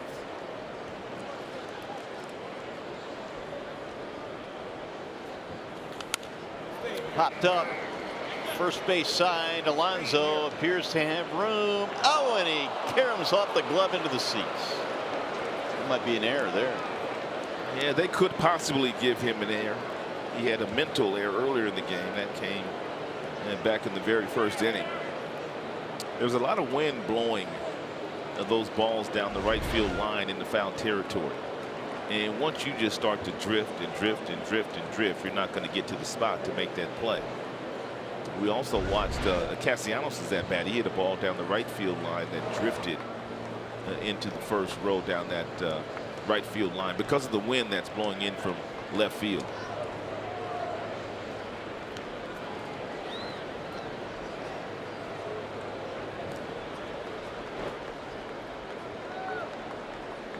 Two on Hicks.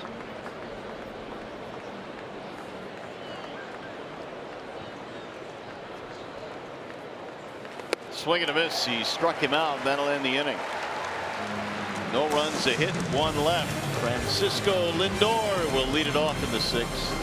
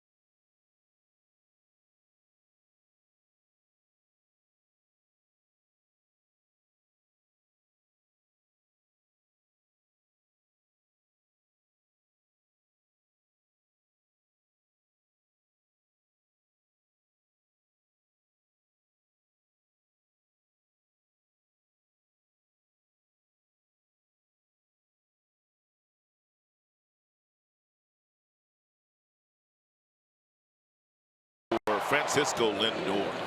5 for 10 with 3 homers, driven in 4, and he scored 6 runs, and he's been spectacular on the defensive end. What a special, young, talented player. And it's going to be Lindor to lead it off as we go to the bottom of the 6th. Brantley would follow, then Ramirez. Lewicki came on in the 4th inning, has thrown 17 strikes and 4 balls of his 21 pitch. Pretty good. He'll miss low to Lindor to get things started here in the bottom of the 6th. Already has all 4 pitches. He's a starter, and by trade, his fastball will top out at about 94. I like his curveball as his best off-speed pitch. He really has this nice depth break with that pitch. Roller to Candelario, who slings one to first for the out. Also a changeup for Artie Wiki, part of his 4-pitch mix. By the way, you can enhance your next game day experience with the MLB Ballpark app. Access and manage your tickets, enjoy check-in offers, exclusive content, and much more. Download the MLB Ballpark app today. One away now for Michael Brantley.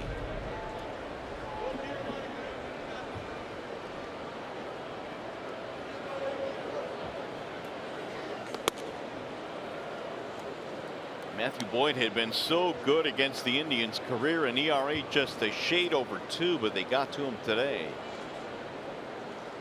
Scoring 6 times.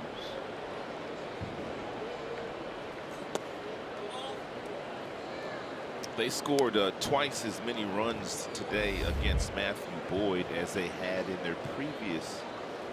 He had 3 starts that they had seen him. So 3 games he pitched against them. And he gave up a total of 3 runs, and he gave up 6 total today. Brantley tardy in the fastball, and the count now 2-1.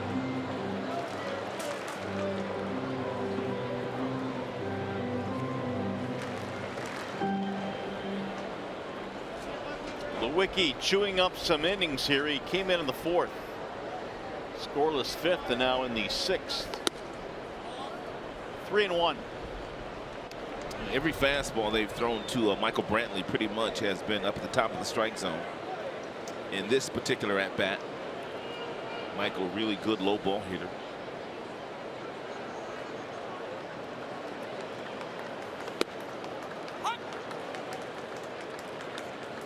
Three, 2.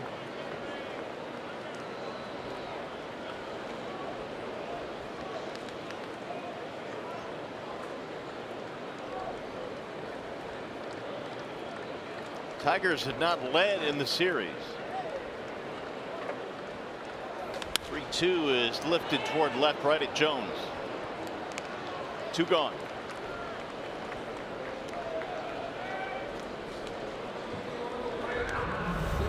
Here's our Xfinity high-speed pitch on Artie Lewicki. And 93 has been his top fastball. He's touched that velocity a couple different times here today.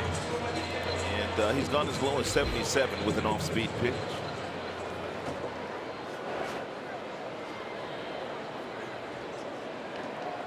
Two singles and a steal for Ramirez. Good pitch right there. Good breaking ball to an outstanding hitter in Jose Ramirez. And so his on-base streak continues. He's been on base now in 31 consecutive games. He'll drive that one in the air and deep to right. He's gonna circle the pillows this time. He ain't walking here, man. All he's walking is around the bases. Look at him wobble around the bases too. My goodness. Mama, there goes that man again. He's hit 23 home runs this year. Dude, he's hit probably 23 home runs against us the last 2 years. I wouldn't doubt it. Exit velocity of 104 on that home run. This guy can just hit, man. I mean, he can hit.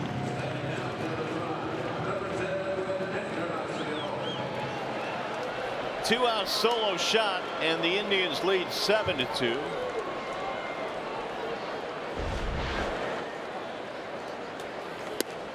Strike called on Encarnacion. tied up with Mike Trout now for the league lead. 23 home runs for Ramirez. Ramirez says that he wants to be in the home run hitting contest. And I mean, if you're leading the league in homers, why wouldn't he get invited? You've got to, Right? J.D. Martinez, Mike Trout, and Ramirez all with 23. And Seattle Mariners are trying to get Ichiro Suzuki to go to Washington, D.C. to participate in the All-Star game. A lot of people are getting behind that, too. But the fact of the matter is Ichiro's not playing. But they're still trying to get him there. Yeah, he's not active right now. I don't know, what was it, a few years ago when Tony Gwynn was retiring, and I think it was Cal Ripken Jr. They were retiring, and they made an All-Star team where they really didn't have the numbers to make the All-Star team. They weren't performing that well at the time, but they wanted those guys on the All-Star team. That's how special they were to the game of baseball. Maybe they do something like that for Ichiro. Well, another run in for the Indians. The Rock and Roll Hall of Fame. The Indians offense been rocking today.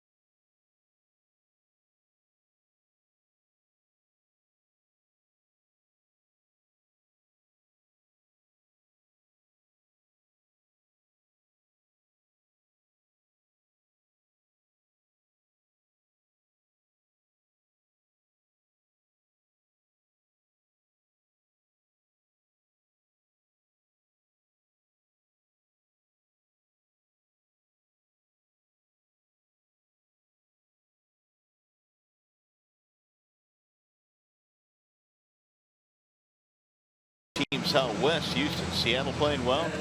There are 3 teams in the American League with 50 wins already, and Houston is one of those teams, along with the 2 teams in the American League East, the New York Yankees and the Boston Red Sox. Wallside windows pitching change. Dan Otero is on for the Tribe. And numbers as far as the ERA are not pretty regarding Dan Otero, but he has pitched a whole lot better in the last few weeks. As a matter of fact, their entire bullpen has pitched better in the month of June. Their ERA was over 6 the first 2 months of the season, but they've calmed it down to 2.95, I believe it was, in the month of June. Pretty good. You know, he's got the bottom 3 here: McCann, Iglesias, and Jones in a 7-2 ball game. Tigers have been out hit 12-6 in this game, and McCann backs out of there. And Otero's got a pretty good sinker. He's got really good late life. And once the ball gets in the hitting zone, gets lots of ground balls. You know what I noticed about Tito? I think he switched up off that bubble gum. I haven't noticed the last couple of times we've seen him. He hasn't been filling his mouth up with all that bubble gum he has been the last couple of years. He's on the sunflower seeds now. He would go about 5 pieces of batter. They still had the bucket right behind him. So I'm just saying, though, I haven't noticed, though. You know what I mean? So he put down the sugar for the sodium. Rally seeds. Yeah, there you go. Sugar for sodium. No, I'm just kidding. It could be salt free. Sodium free. Strike call. McCann looking. 1 away. Terry's a very good manager and a good friend. I've known him for a number of years. Teammates in Colorado Springs back in 1988, as a matter of fact. Oh, what's he dipping into? No, they wasn't bubblegum, no. Chocolate? They got all kind of goodies back there, man. If I managed, I'd have a vat of chocolate down there that I'd be constantly dipping into. 0-1 on Iglesias.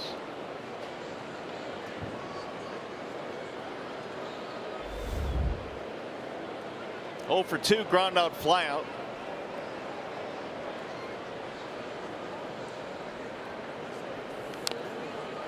Oh, and 2 now on Iggy. Trying to extend his 6-game hitting streak. He's had a good road trip. 9 hits on this trip. He's been consistent now for, I don't know, about 6-7 weeks. Yep. Since the calendar turned to May.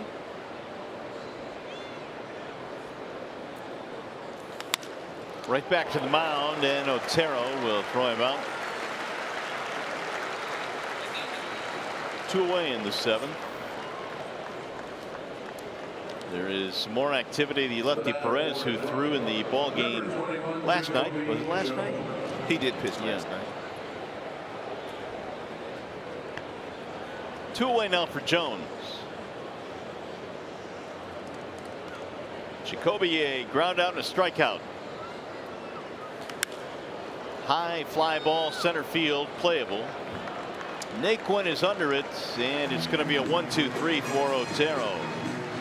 Coming up, the Consumers Energy 7th inning stretch.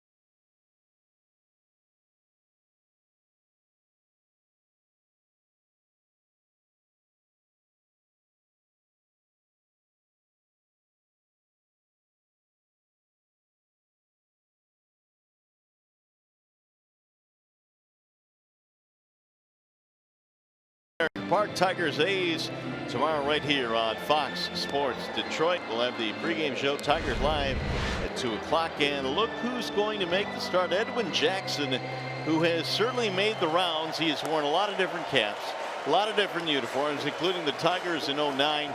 He can tie Octavio Dotel for the most teams played with, and that would be 13. How about Mr. Jackson? That's amazing. He's a good guy too, man. I have known Edwin Jackson for a number of years, and Mario, he's one of those guys that when he made his major league debut with the Los Angeles Dodgers, he made his debut on his birthday. I mean, this guy's from a no-hitter in the big leagues for Tampa. He's had a brilliant career. Been an all-star team, and that of course was with the Tigers in 09. But as we look at this one here today, Ron, it was just not Matt Voigt's day. I mean, it's a team that he had been really dominating throughout the first 4, 5, 6 starts of his career, but not today. You know, I don't know what the total numbers were for Matthew Boyd as far as how many hits they got off of his slider today, but I know the first 6 hits that he gave up today, 4 of those came against the slider. We will talk about the fact that he's throwing that slider a bunch. You know what I'm thinking, Matthew might want to try to get back to that fastball we saw last year, 94, 95. It was a good pitch for him because I think teams are now starting to sit on off-speed pitches against Manfred. So, and something else that we talked about at the beginning of this game is the fact that in the 13 games the Tigers have played against Cleveland this year, Cleveland has scored first in 11 of the 13. So that's another good recipe for success for Cleveland. They just don't stop. Nope, they don't. First pitch by Lewicki is slammed to center field for a leadoff single, and so Lewicki answering the bell here in the 7th. And Lewicki is doing exactly what they envisioned him doing when they called him up from the minors just a couple of days ago. They were hoping that he could eat up some innings.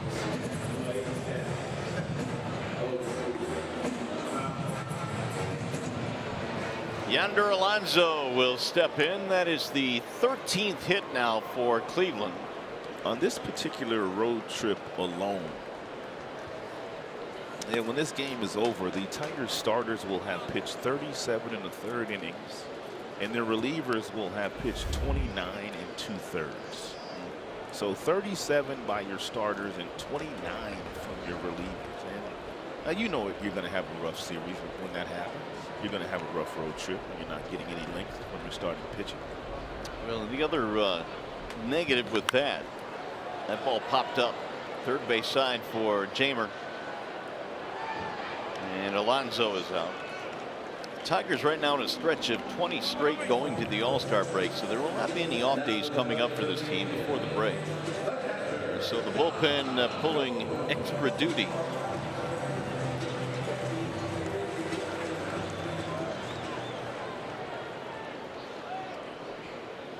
Rondon had to pitch in last night's game in a non-save situation. Jimenez. I'm sorry for that joke. Please forgive me.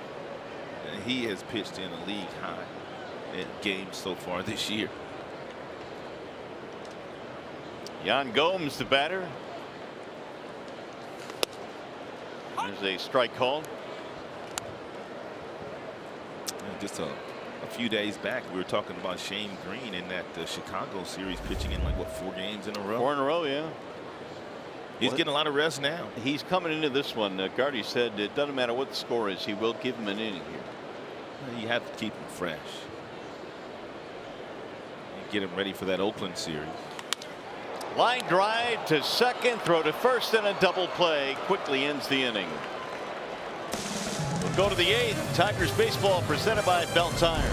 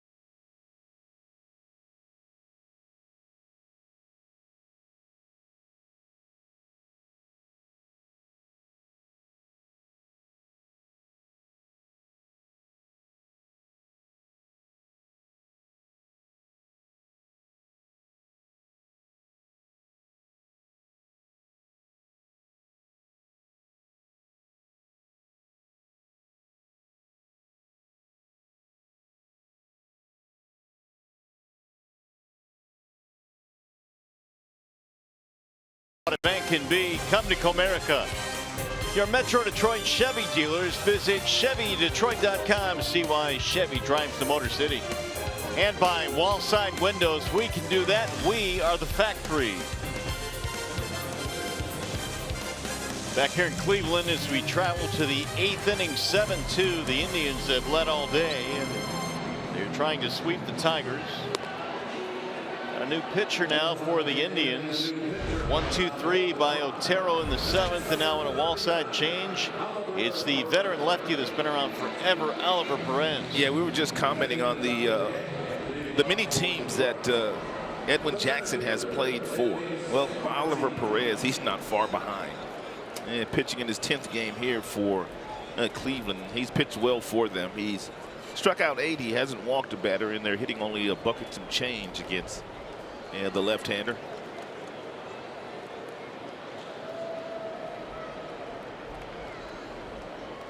Leonis Martin will lead things off here as we go to the 8th, and Martin looks at a strike from Perez. Oliver, a native of Mexico, he owns the 4th most appearances by a Mexican-born pitcher in the major leagues. 562 appearances counting today. Strike called, and now it's 0-2 on Martin. How about that last delivery? I mean, he had some hesitation with the leg kick. He kicked it up, kicked it back down once again, then threw a strike on the outside corner with a fastball. Look at it. Wow. That's deception there. To center field, hit pretty good, but playable. Naquin. One gone. Well, it's becoming the part of the night that I don't like. Well, not only, ain't a whole lot been going on lately, though, Mario, for nobody. Ram picked the stick update, and you're right. Gibby right now has the hottest day with 4. And I'm in the negative, the only one in the negative. Yikes. Oh, my. Where's Keating? Oh, I don't know, but he's just licking his chops right now. Oh, he's got a 0 and he's still in front of you. That's the unfortunate part, Mario. I'm not trying to insult to injury. I just feel terrible for you. Yeah, that means he's got bragging rights again tomorrow. Thanks for playing that out, Johnny. I'm sorry. He might not be hosting tomorrow, though. Huh? How bad am I? A guy with 0 has more points than me. That's how bad I'm going. There's a pop-up, shallow right center field. Who wants it? It's going to be Chisenhall. The game is not forgiving, though. Ram picked a stick. You're going through what I went through. Yep. No, and I know it's not pretty, dude. I mean, no matter who you pick, no matter what you do, you just don't get it. Even when you pick first, you just, it's just the way it is sometimes. But you'll be all right. I think we all just need to get home. The Tigers need to get home. We need to get home. We need to mix up the mojo. With you on that, Johnny. All right, Perez out of the game, but going back to the pen. We'll be back.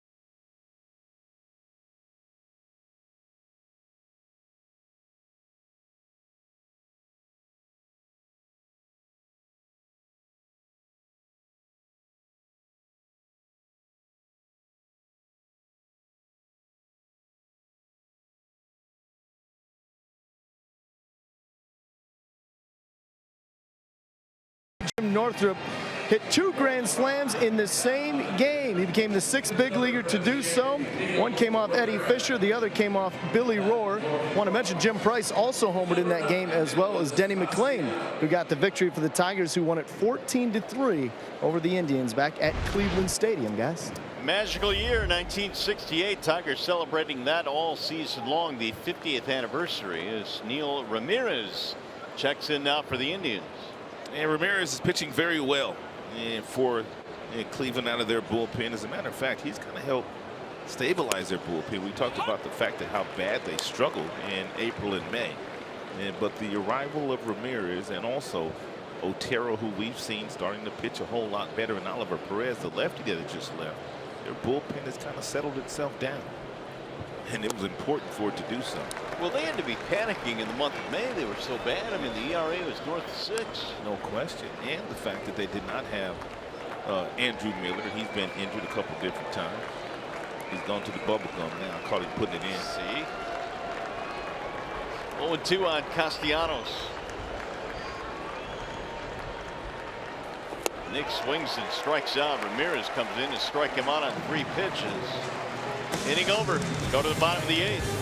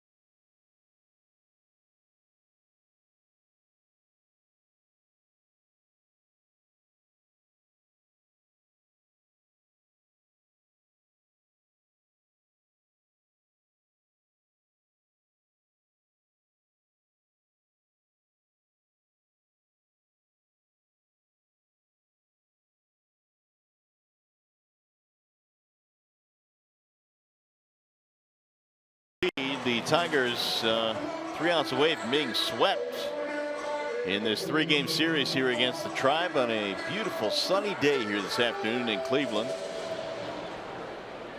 Full house, and their Indians have not disappointed to this point. Kipnis will lead things off, and he will look at a ball low. Kipnis, Davis, and then Lindor.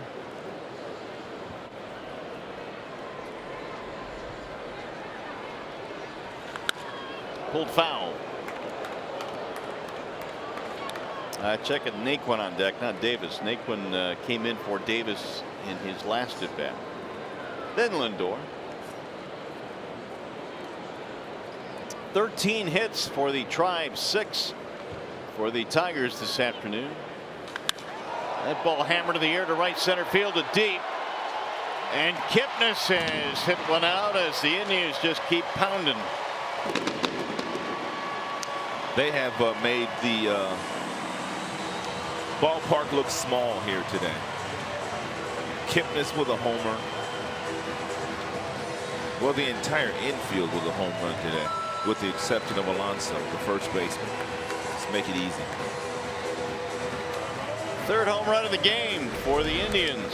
Nothing cheap about this one. Leonis Martin, I was watching him in center field. He took about 2 or 3 courtesy steps over toward right center field, just shut it down.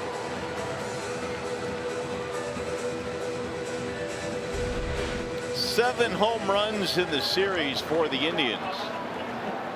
It's also the 7th of the year for Kipnis. Tyler Naquin now with nobody out. 8-2 ball game. Indians have the lead.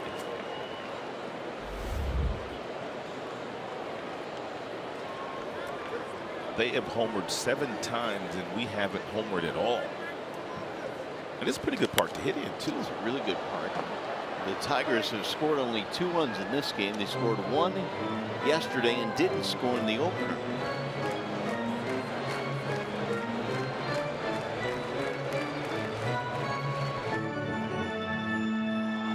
Lewicki came on in the 4th inning and just had to save the Tigers bullpen today. Messing around now on the Indians bench. Oh, they're having all kinds of fun. Cleveland 3 outs away from winning their 7th consecutive game. I was talking to Rajay Davis, and this was when the Indians were at Comerica Park a couple of weeks ago, and I was asking him about the manager, Terry Francona, what makes him so good. And he talked about his communication skills, and he also said when you have a player that's struggling, he said Francona will still continue to run that player out there every single day, just like Jason Kipnis. And then finally, when that player kind of wakes up, because he's done it before, he's made all-star teams, and Terry understands that. And sometimes you just need your manager, man, to stick by you and to stay in your corner. He says that's one of Terry's strongest attributes. I think that's probably the understanding of what it's like to get through 162 games. And also Terry played the game too, so Terry knows what it means and how to struggle. Everybody that's played the game, and even if you haven't played the game, you still know, and you watch these players and how much they want to do what they do on the field. You're just going to have some of those times in your career where, you know what, it doesn't look like you're a very good baseball player. Lindor hits one right off Lewicki. He'll try and track it down. Throw is late, and Artie is hobbled. Yeah, that might be the final pitch of the night for Artie. Oh, excuse me, the afternoon. So we'll see if Lewicki's all right. Matt Rankin, one of the Tigers athletic trainers, out to check on Artie Lewicki, who's trying to walk off that pain. Sounded like it hurt.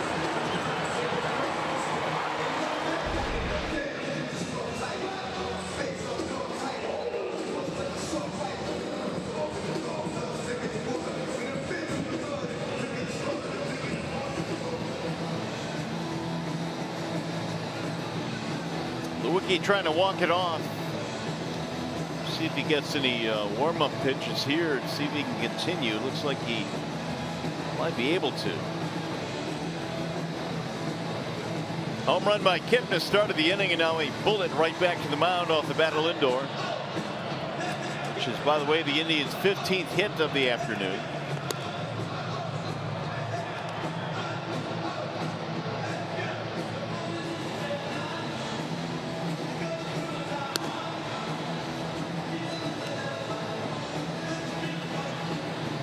Already looks like he's going to stay in.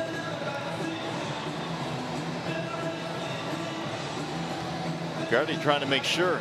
Yeah, it looks like Gardy wants the truth.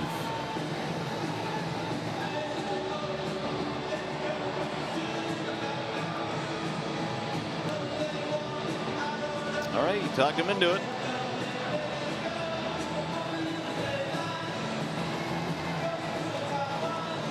So Lewicki stays in, and Brantley will stroll into the plate here with 1 on, 1 out, a run in.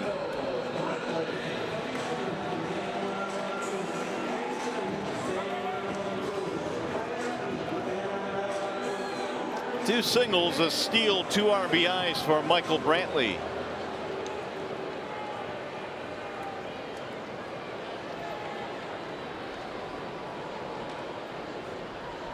And John Hicks playing behind Lindor, down at first base. Lindor not going to run with a 6-run lead in the bottom half of the 8th inning.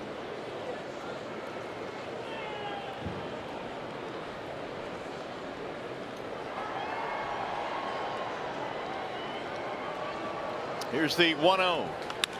Slice to left field. It's going to get down. Jones will dig it up in the corner. Coming to third base and being held there is Lindor. Double, 3rd hit of the game now for Brantley. man, that's a lot of hits they've gotten today. Here is the upcoming pitching matchup presented by Wallside Windows with the A's coming to town tomorrow. 4-game series. Former Tiger Edwin Jackson will make his A's debut against Jordan Zimmerman.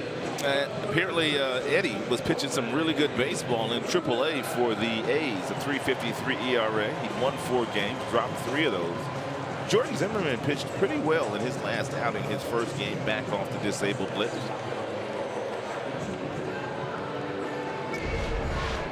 And the intentional walk now goes to Ramirez. That will load the bases. Warwick Soppold is tuning up for the Tigers. That is the 6th now intentional free pass. Check that. 7th now intentional free pass to Jose Ramirez, which is up there like top 2 or 3 in the league.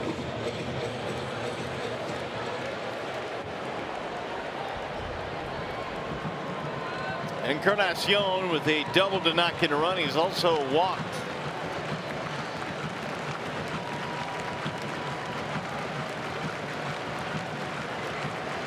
'16 Indians hits. The 7 home runs the Tigers have allowed, the most in any series this year. The home run ball really has prevented the Tigers from winning games here and Cincinnati. They gave up quite a few homers in that Cincinnati series, even though it was a 2-game series. Cincinnati hit 3 or 4 home runs in that series against Tiger. 4 come to mind. Votto had the big grand slam. Yeah, Suarez went deep. Scooter hit 1. And Duvall also hit 1. Drilled to right field and deep. Castellanos back to the track, to the wall, and that's a grand slam home run. And the Indians are flying high now. That is the 11th career grand slam for Edwin as he carries that parrot around home, around third base. This has just been a flat-out exhibition by the Indians in this series. You don't see Edwin get that fired up after hitting a home run, but I don't think he appreciated the fact that they walked Ramirez, and when he got halfway down the line, he was looking in the Tigers' dugout. He really was. Look at him. You don't ever see that. You don't see somebody getting that animated in a 12-2 lead. Artie Lewicki is done for the afternoon. We'll be back.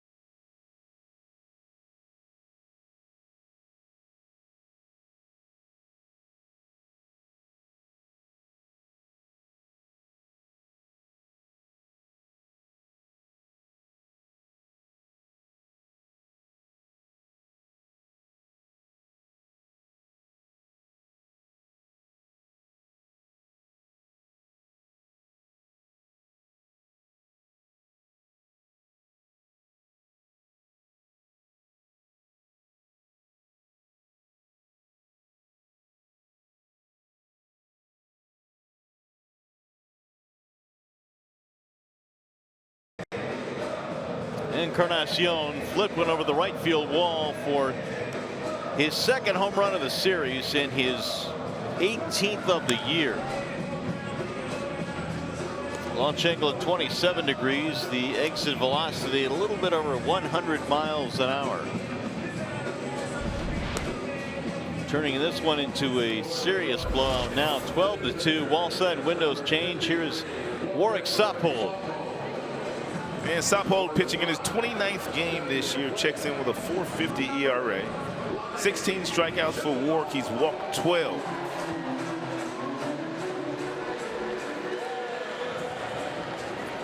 Chisenhall will bat. Still only 1 out of the inning. They've hit 2 homers in this frame. Kipnis and Encarnacion.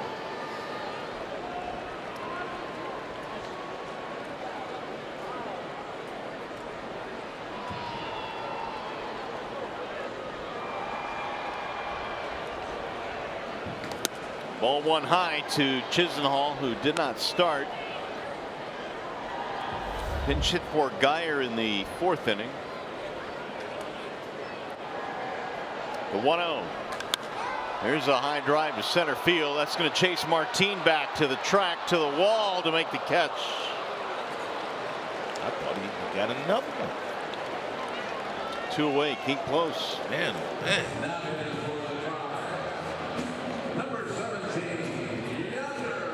Here's Yonder Alonso.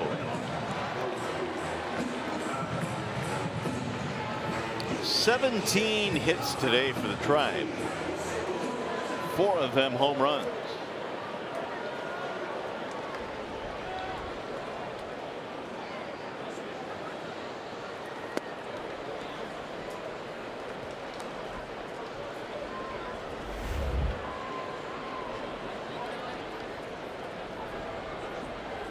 Tigers have 2 grand slams hit against them on this road trip, the other by Joey Votto.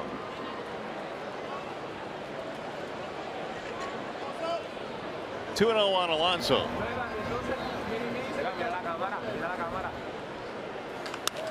Slice to left field. That'll drop. Base hit. They are not giving up any at-bats. I mean, everybody has been barreling up the baseball in this particular inning. I mean, hitting the ball hard. Everybody right on the screws. The Indians scored 12 runs on Wednesday. That was the final game of the series against the Chicago White Sox. They had a day off on Thursday, just as the Tigers did. They came back and scored 10 runs against the Tigers on Friday night, and they've scored 12 more here today. So in 3 of their last 4 games, they've scored at least 10 runs. Well, the 18 hits in the game today is a season high for one game. Their previous high was 16. Here's Yan Gomes. They bat around here in the 8th with 9 men to the plate.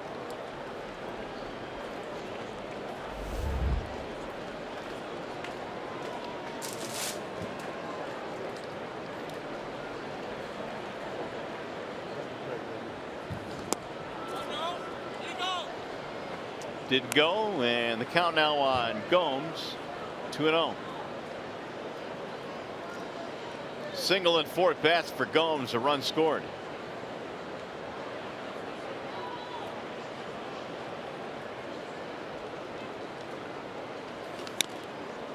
Two and 1 now on Gomes.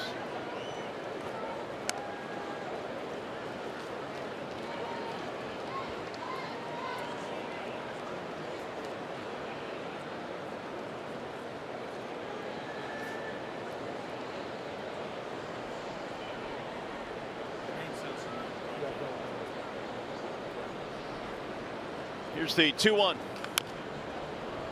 2-2 now on Yan Gomes. Tigers certainly will be glad to be back home, and Tigers fans here in Cleveland, not a whole lot to root about. Yeah, I mean, that kind of tells it all, the look on their faces. At one time, the Tigers were back to within 2. They trailed 4-0, got 2 runs in the 4th to make it 4-2, but that's as close as they've been. Chop left side of the infield and through. Base hit. Gomes has his 2nd hit. We'll bring up Kipnis, who started the inning with a home run.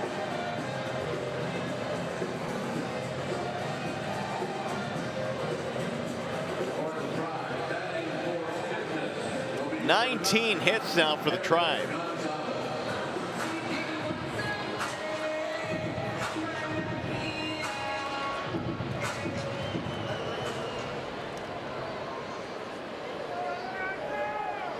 Gonzalez going to hit for Kipnis.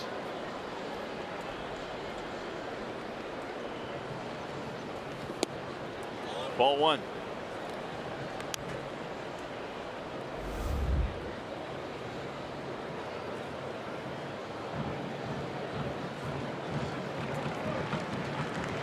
Indians came in winning 6 in a row. They're on their way to their 7th. And the Tigers would have lost their 5th in a row if they fail to come back in this one, which is going to be a really tall task.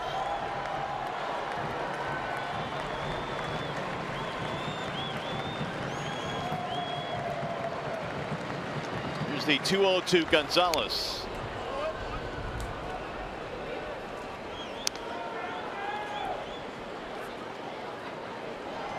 Matthew Boyd started the game today, was knocked out in the 4th inning. Lewicki got him to the 8th, but couldn't get him through the 8th.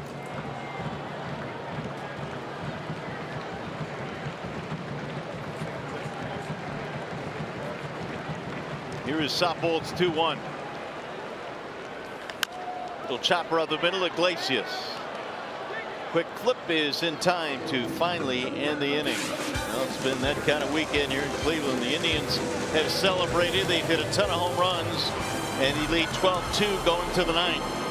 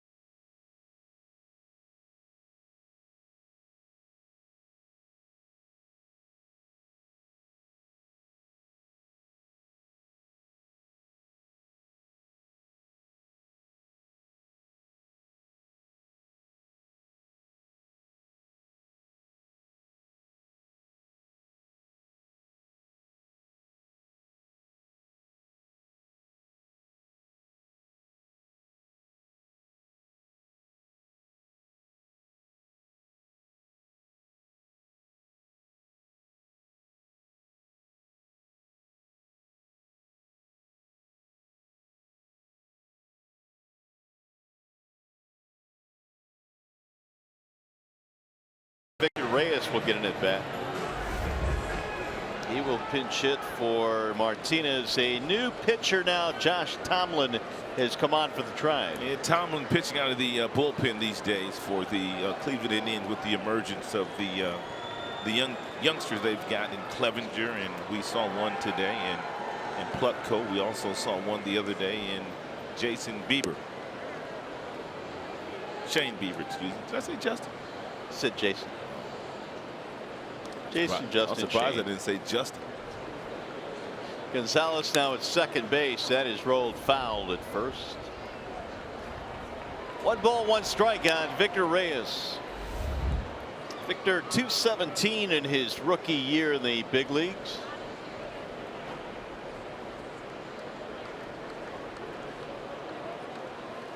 Tomlin at one time, Rod, was in the rotation for the Indians, now relegated into the 9th inning of a 12-2 game. He was pitching well for them too. A couple of years they had the 4 hard throwers, and then they have him as their number 5 starter, a guy that throws about 86, 87 miles an hour with movement. Nice little breaking pitch and a changeup. Threw a lot of strikes, doesn't walk many people. But these days he finds himself pitching in that bullpen. We'll bring up Nico Goodrum. 2016 when the Tribe went to the World Series, and Tomlin was a mainstay in that rotation at the time. And Nico looks at a ball low, 1-0. And he has always seemed to pitch a pretty good baseball against the Tigers.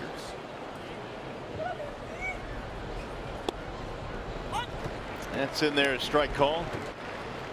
Well, he got off to a bad start in the rotation, was 0-3 with an ERA north of 8 in his first 6 starts. Swing and a miss. 1-2 on Goodrum.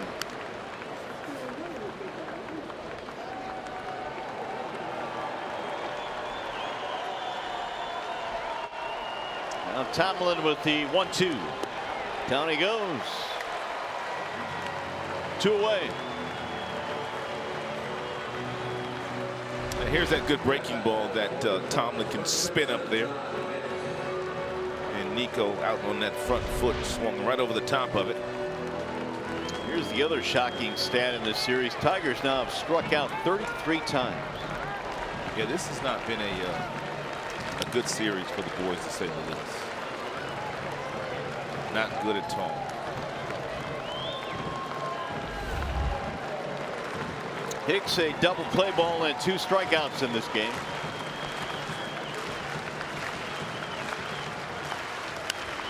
Line to right field. Chisenhall is there, and that'll end the ball game. 3-game sweep for the Indians. They win it 12-2. Now we send you to the Coliseum Studios. John Keating, Craig Monroe with Tigers Live Post Game.